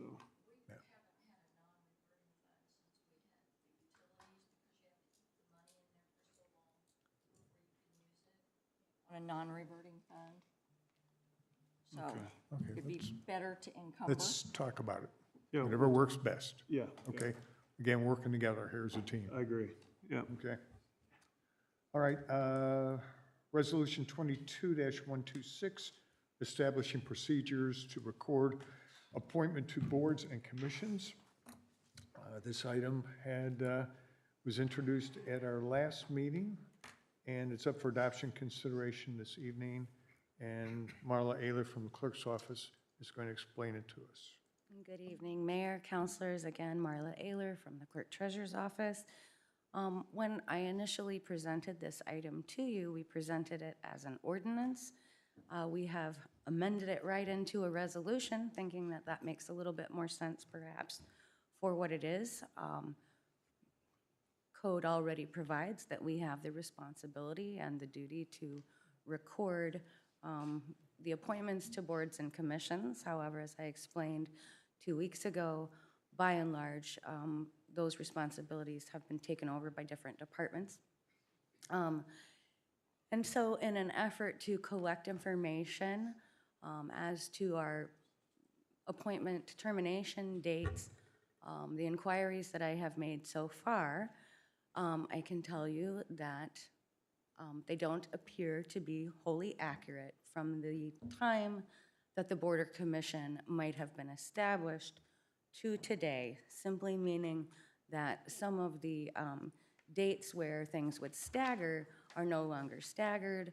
Council might have had appointments to a certain board and never got to make one 3 years in, with also no appointment in the foreseeable future when those terms are only 4-year terms. So this is simply a resolution to make a grand effort to make sure that appointments are being made not only when they should be, but that they terminate when they should be. And then in kind of a wonderful coincidence, some of the department heads and I did just attend a live demo of a software that happens, one tiny little piece of it happens to do this and would keep those online for us also. So this is my best effort in trying to write something that's gone a little bit kind of astray over the years. I know as a resident, when I've spoken to you in the past, before necessarily my employment, but now as an employee of the city, I've told you it's the purpose of government to try and be more effective and more efficient. And what this has proven is by taking it out of the one agency or one office of the city who's supposed to record and keep this data, it's kind of fallen to the wayside, unfortunately. So I'm just trying to right the ship and hope that you'll approve it. And if you have any questions, I'd be happy to answer them. Thank you. Thank you, Marla. Councilors, any questions? I have one question. I think, Manny, last time this was presented, I think was section 4, you had some concerns with the language on that. Did that get resolved? Did attorneys meet and discuss this and get it? Yeah, no, Mr. Webster was really gracious with his time and made a lot of suggested changes. Kevin, if you could go to 4, please. I appreciate him doing that. So yeah, the language that I still have trouble with, and I would not recommend approval if it's in here, is in the middle of 4 where it says, which shall be deemed the accurate record for the city in determining terms. And irrespective of whether the clerk does the investigation or the mayor or me or anybody else, the deemed accurate language is concerning because the statute already provides for what the record should be, and there are so many of these statutes that have carryover clauses, and it's not our function to ensure the validity of that record. So.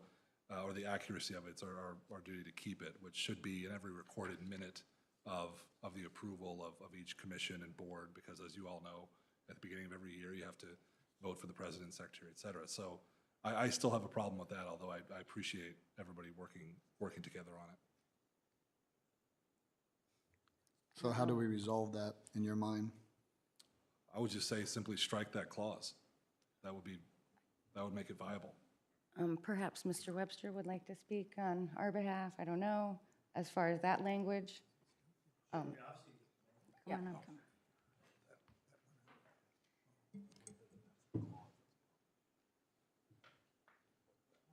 For the record, Will Webster, represent the clerk treasurer. Obviously, it's up to the council ultimately on what you decide to pass the resolution or not. But the clerk's office identified a problem as we have these commissions of these boards. Sometimes we don't know the terms or the expiration dates. Sometimes we don't even know who's on the board. And there's multiple statutes that require what these boards, how they're made up, what the term limits need to be, who gets the appointees. And so the effort we're trying to make is to rely on information received from the council, or rely on information received from the administration, going back, look at the minutes and saying, hey, could you just get the information to us here in a couple weeks on what you have, what you don't have. Then the idea is then to go back and look at these minutes, see what we can glean from that information, and make our best effort to come back to the council and administration and say, here's what we got. Here are the appointments that we were able to find and locate. Here's a record that we believe is accurate with respect to these appointments. And then that's our baseline document that we're going to use going forward as far as when appointments are due, when expiration dates are coming up. If there has appointments the council hasn't made or the administration hasn't made or something's been glossed over, that we just have a baseline document to work off of. I don't think there's particularly any issue or anything that would violate a statute or code section with that. I think the idea behind that is let's just all get together, come with a baseline document that we can basically solve an issue going forward. Not comment on why it wasn't done before, it just wasn't. So we're just a policy or procedure that we think will work to just try to get a baseline document going forward. I think the idea behind it, I think everybody agrees with that, Will, and I appreciate that.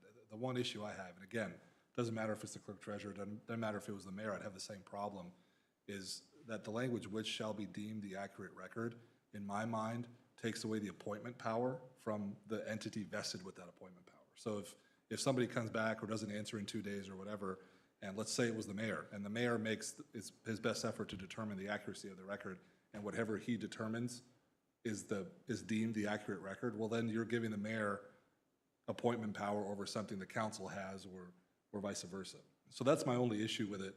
I think it's technical, but it's one of those things that maybe swallows the idea and ideals within the resolution itself. So that's my only issue with it. So, Will, if I could. Sure. I don't think it changes anything from the effort and the records that are going to be kept, and then the records to be reported to the mayor and the council if you simply delete that clause, which shall be deemed the accurate record for the city in determining terms. I mean, the point is an effort is going to be renewed, records are going to be kept, and you're going to report it.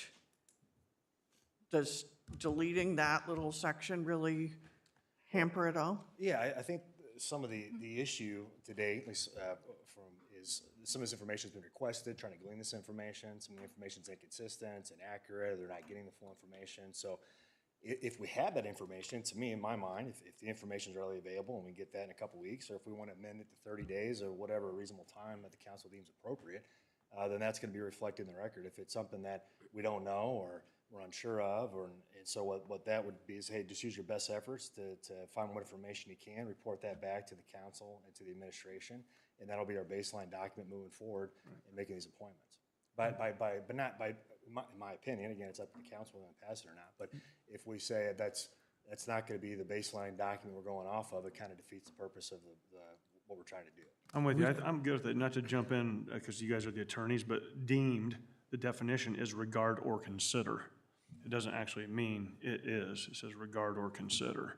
So Yeah, it consider it to be accurate, but it doesn't necessarily mean it is accurate. I mean. Well, that is what it means. It is I know, it's considered actually to be accurate, which gives the appointment power and the sole judgment of what is accurate in one entity. So I'm with Ann. I think to maintain the ideals and the idea of the resolution, striking that term would be the only other thing I would suggest. I think you get to the same point.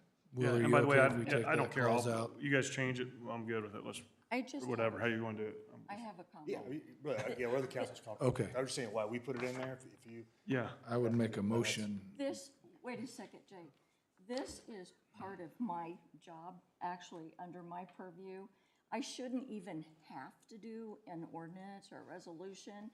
They should just give me the information, and they do not, and that's the only reason we did this, was to try to be able to get the information, so I'd Ms. like to Gossard, just I leave don't it ever as it remember is. you asking. I'm talking. I would just like to leave it as it is, if you guys would be so kind as to approve. I would And- appreciate it. And for once again, Manny and I are in agreement that I think it's a valiant effort. I think it should be made. I think it's appropriate. I suggest you adopt it, but strike the language which shall be deemed the accurate record of the city. And if I may, I would like to add, that I have no problem whatsoever notifying the clerk of appointments.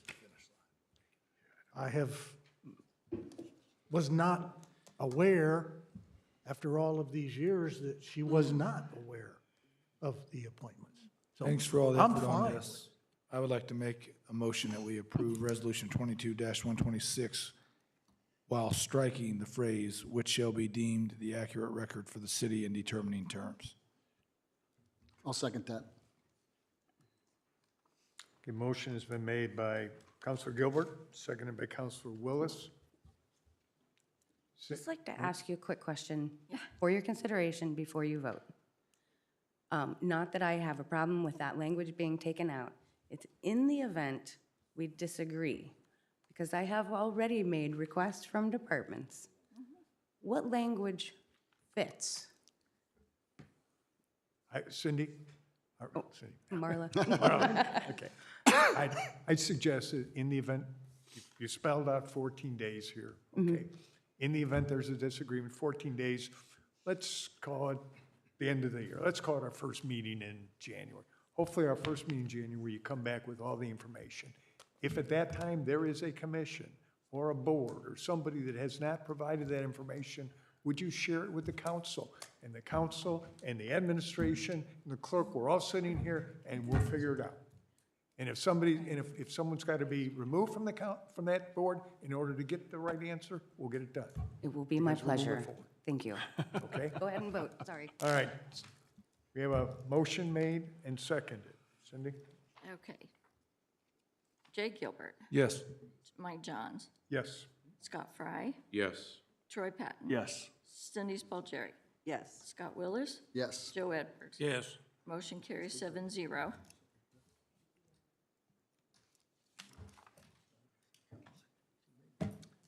Okay, the final item on our agenda this evening, no, it's not. The first item of new business, Resolution 22-123, Common Council of the City of Westfield regarding certain tax abatement deductions for Mueller Requited LLC, Insects Limited, Inc. Council introduction this evening, up for adoption consideration, and December 12th. And Kai Chuck is going to explain this ordinance to us, resolution. Good evening, councilors. For the record, Kai checking out of the Development Department to present an introduction for real property tax abatement for Miller Requited LLC that operates Insects Limited, Inc. The company is currently located at 16950 Westfield Park Drive and has 12 employees with the average wage about $29 per hour.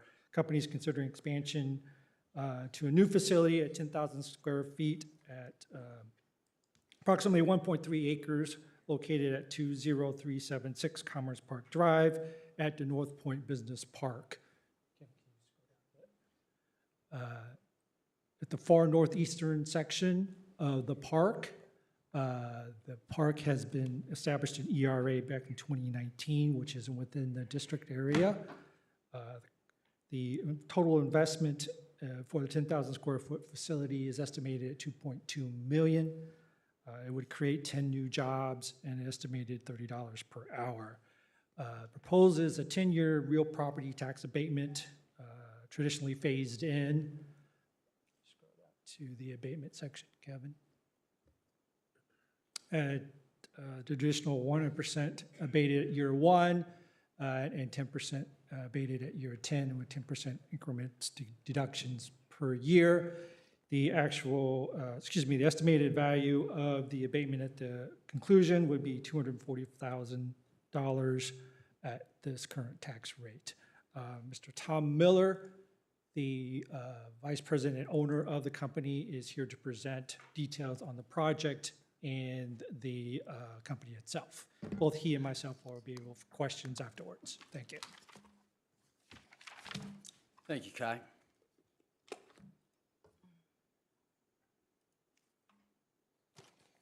For the record, Tom Miller, I'm a resident of Westfield and operate Insects Limited out of 16950 Westfield Park Road. Mr. Mayor, ladies and gentlemen, council members, I appreciate your time here this evening and listening to our expansion project. For the next 8 minutes, I'd like to tell you a little bit about our company and what we plan to do to bring some revenue back to this city.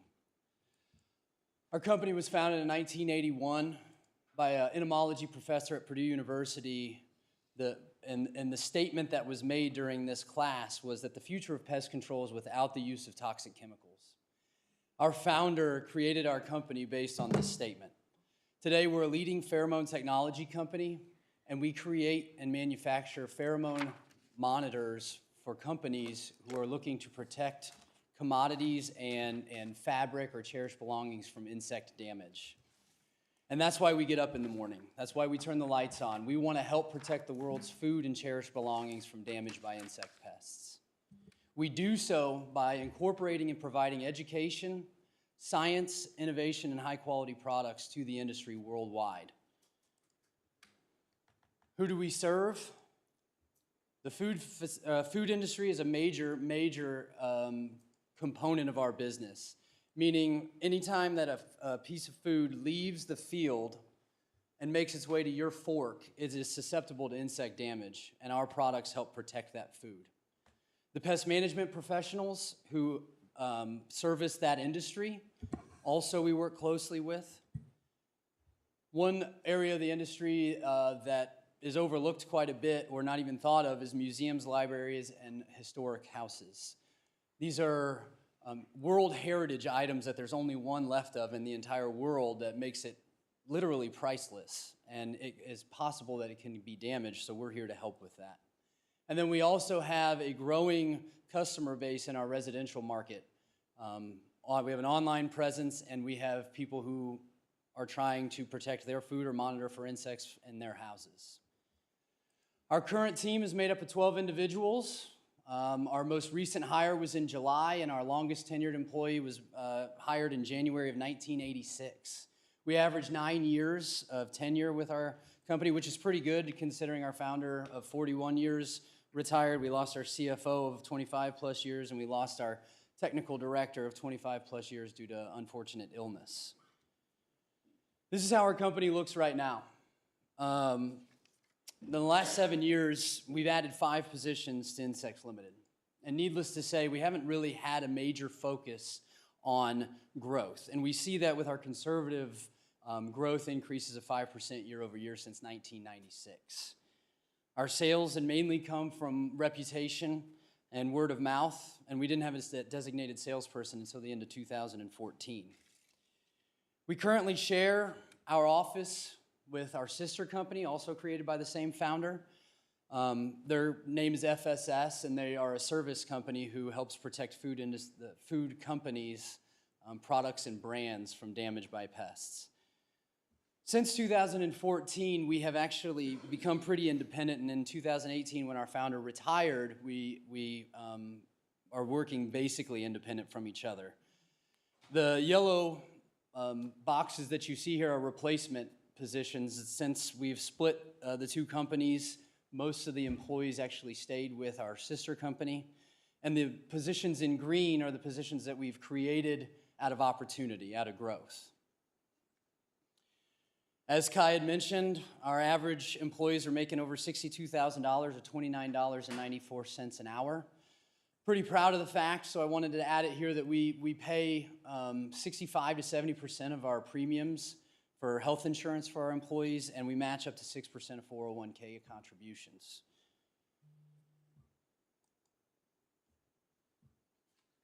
By the end of 2023, we're going to need to add 3 more positions. 2 of those positions are going to be focused on revenue development, and one of them is going to be in our lab so that we can continue to fulfill our promise to the industry of science and providing science and research. Historically, Insects Limited has not really followed a true operating system, and our departments have worked pretty independently of each other, or we've actually, like I mentioned, split our time between Insects Limited and our sister company. 5% growth year over year is not acceptable in the current day and age with the cost of business and the way that it has increased.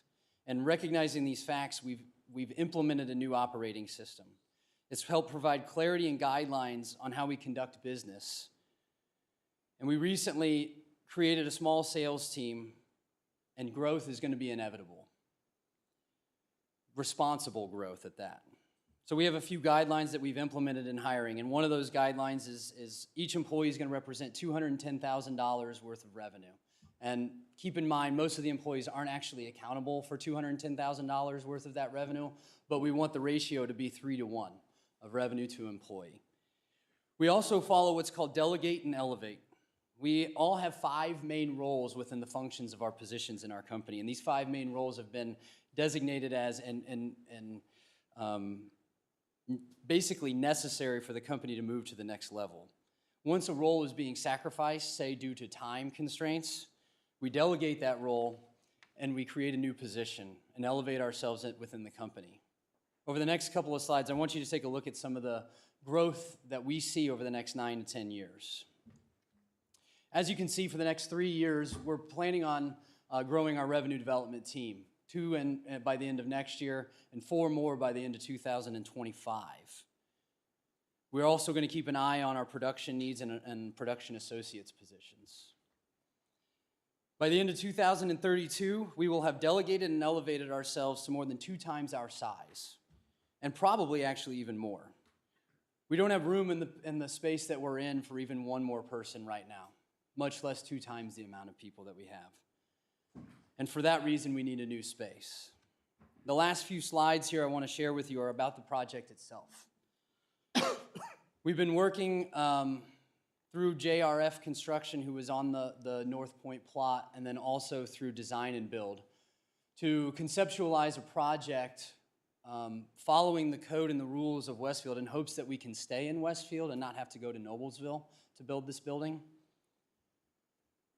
The building is 10,000 square feet. It's going to have 10 offices. 7 of those offices can house 1 to 2 employees. Our lab will hold 3 to 4, and our production space will hold around 5 people. We also have a warehouse space that's going to allow us to increase our abilities to pull in more inventory and increase our profit margins, as well as a designated space for our production automation. And in doing so, we are able to invest back into our company for more growth. Like Kai mentioned, that plot is on 38 and Grassy Branch. It's about 1.3 to 1.4 acres, and it's plenty of room for us to accommodate a 10,000 square foot building with room for growth even in the distant future. I grew up in Westfield. I still live in Westfield. If you ask my wife, I don't often leave this town to spend money if I don't have to. And I'd like to do the same with my business. So I appreciate your guys' consideration, and thanks for your time this evening. Thank you. All right. We look forward to seeing you back again on December 12th. We'll take care of it. Councilors, any questions?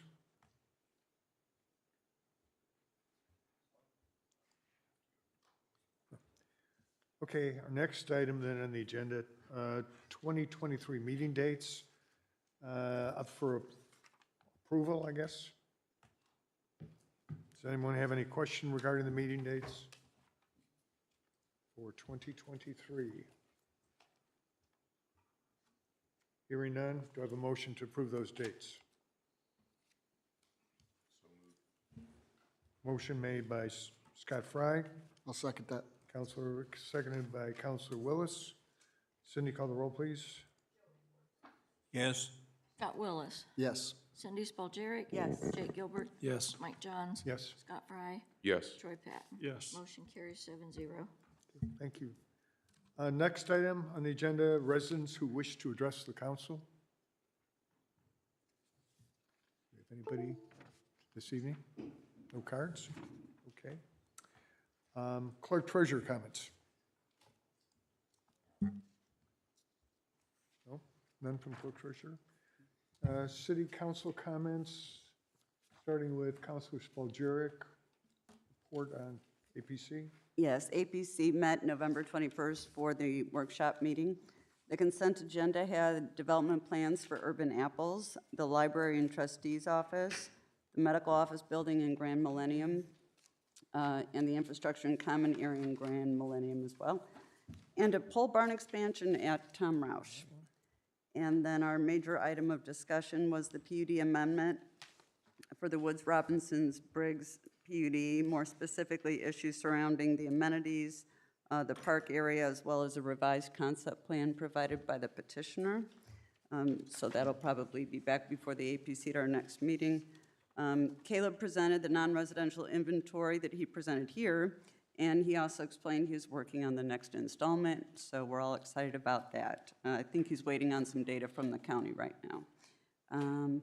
I would say there was discussion at the end of that meeting about the Planning Commission really wanting more information, more feedback from the council, if possible, on PUDs that move forward to them. You know, they're getting these projects and finding out after the fact that maybe certain counselors aren't supporting it and what have you, and they would like to have as much information as they can so that they can work with the petitioner, if it's possible, on any of our, I don't know, I guess challenges that we see with those. So if we can be more thoughtful maybe about providing more comments at the introduction, at least I know for a lot of us, we don't know much about it when we see it at the introduction, but finding ways to get that to us would be helpful. Or contacting Mike and me and letting us know before Plan Commission would be helpful too. That's it. Thank you. Thank you. Any other comments, councilors?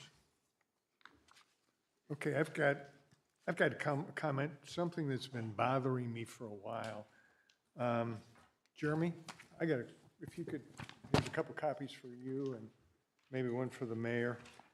You know, during the budget process, and we were looking at salaries, and we did our 4% cost of living raise.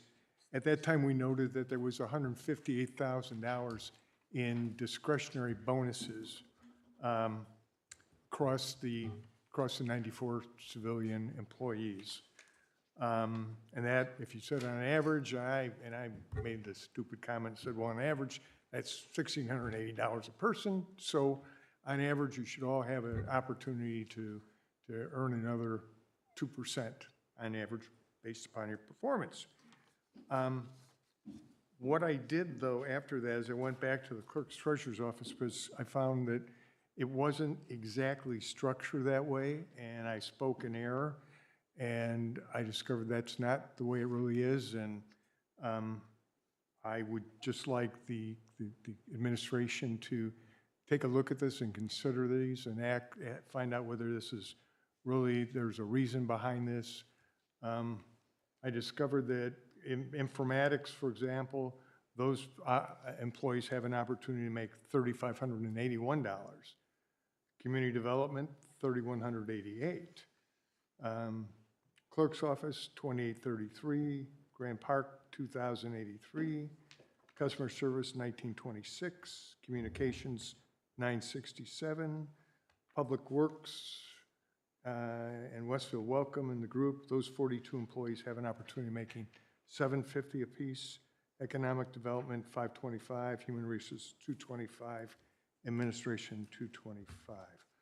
Now, I know that the police department with its 75 employees, the fire department with its 83, they're structured differently. They provide additional compensation items, including longevity stipends and rank promotions, shift differentials, fitness incentives, union stipends, ride-out pay, K-9 stipends, and several that allows them to earn additional wages during the course of the year. And, well, I would just ask the administration to look at this. As a council, we certainly value all of our employees. I know that you do. And this may be something that has happened over the course of the years, where one director has put in for bonus money and it's a little bit this year and added on the next year to the point where it seems to be a little bit out of order. But again, we've got no input into that. We only ask that you take a look at that Okay. on behalf of everybody. I don't clearly understand what you're concerned about. I would like to think that all of our city employees had an equal opportunity for a bonus based upon performance at the end of the year. And I mean, I understand there's a lot of different reasons why perhaps some employees of one grade should have an opportunity to get a higher bonus than others. But on average, if we looked at it, it came out to 2%. But that's not the way the numbers are really structured when you break it apart by department. On what was given out per department? This is what's in the budget to be given out this year by department. Okay. Okay. Yes, which is something I have always asked for because I believe in the department heads awarding their people based on their value to that department. And that is a human judgment. But I also judge each department head on how good of a job that he's doing with that. I find government way too often gets locked up in paying people for how long they have been there. And I'm not a fan of that kind of pay structure. Somebody wants to move up the ladder in responsibilities, great. We spent a lot of time talking about those pay ranges, but these discretionary funds are just that.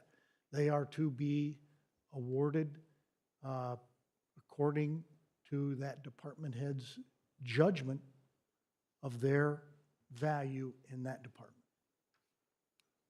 And I appreciate that answer. I would just ask that the administration take a hard look at that and see if they need to be modified in any way. The only thing I'll add, if I may, is you're confusing the word discretionary and bonus. These dollars are not all for bonus. Discretionary increases are for directors to give to people either promotion or moving them toward the middle range of the bracket because of high quality performance. We don't give bonuses. We do give discretionary stipends, which equate to $225 per civilian employee based on our decision to eliminate longevity a number of years ago.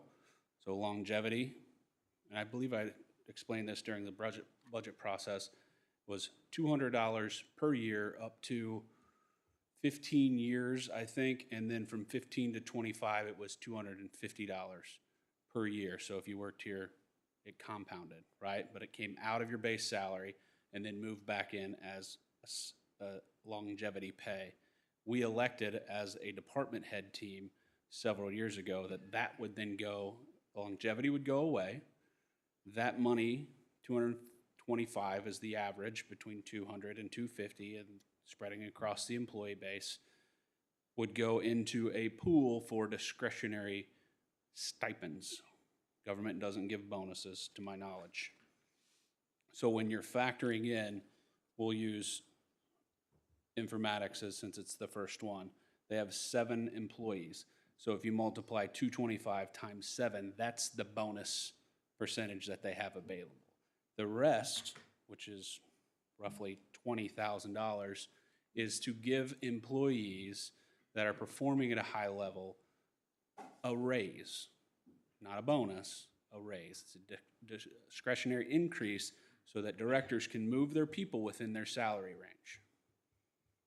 Does that make sense? It does. Had we known, most of them, specifically, I know Public Works reduced their discretionary increase in order to offset the increase for the cost of living, not knowing that we were going to go down this path of here's 4% COLA, here's 1% for you to do with what you wish. We had no indication that that was going to happen. Had we, like earlier in the budget process, probably, I don't know, August, we probably would have changed our formula a little bit. Certainly can do that in the next year. If you're asking for us to look at human resources, which has 2 people and $450 of bonus discretionary stipend, which equates to $225 per person, giving them an opportunity to increase their salary line to accommodate a 1% increase across those two, we can do that for sure. Does require an additional appropriation in most of these budgets. I'm really asking, as we move forward into next year's budget, if we could address it at that point, perhaps make it a little clearer on the budget lines itself, because on the budget lines, I didn't make up the terminologies, discretionary and bonus and stipends. I mean, it was kind of a mix between departments. Some had and some called them different things. So I assumed that discretionary bonus was in fact a discretionary bonus because that's what it was titled. I understand now that you use it in different terms. But I would think along the way, I'm always happy to answer those questions and clarify, but I think you'll see, at least mostly in the details on OpenGov, that the same language is used across most of the departments. Well, I am certainly open, and I would like to work with you, Jeremy, on these numbers. See if we can adjust them next year. Any other comments, questions from anybody? Mr. Mayor? No, sir. Okay, hearing none, then we'll call this evening's meeting to an end.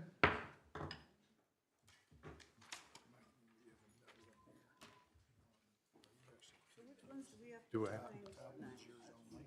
Okay.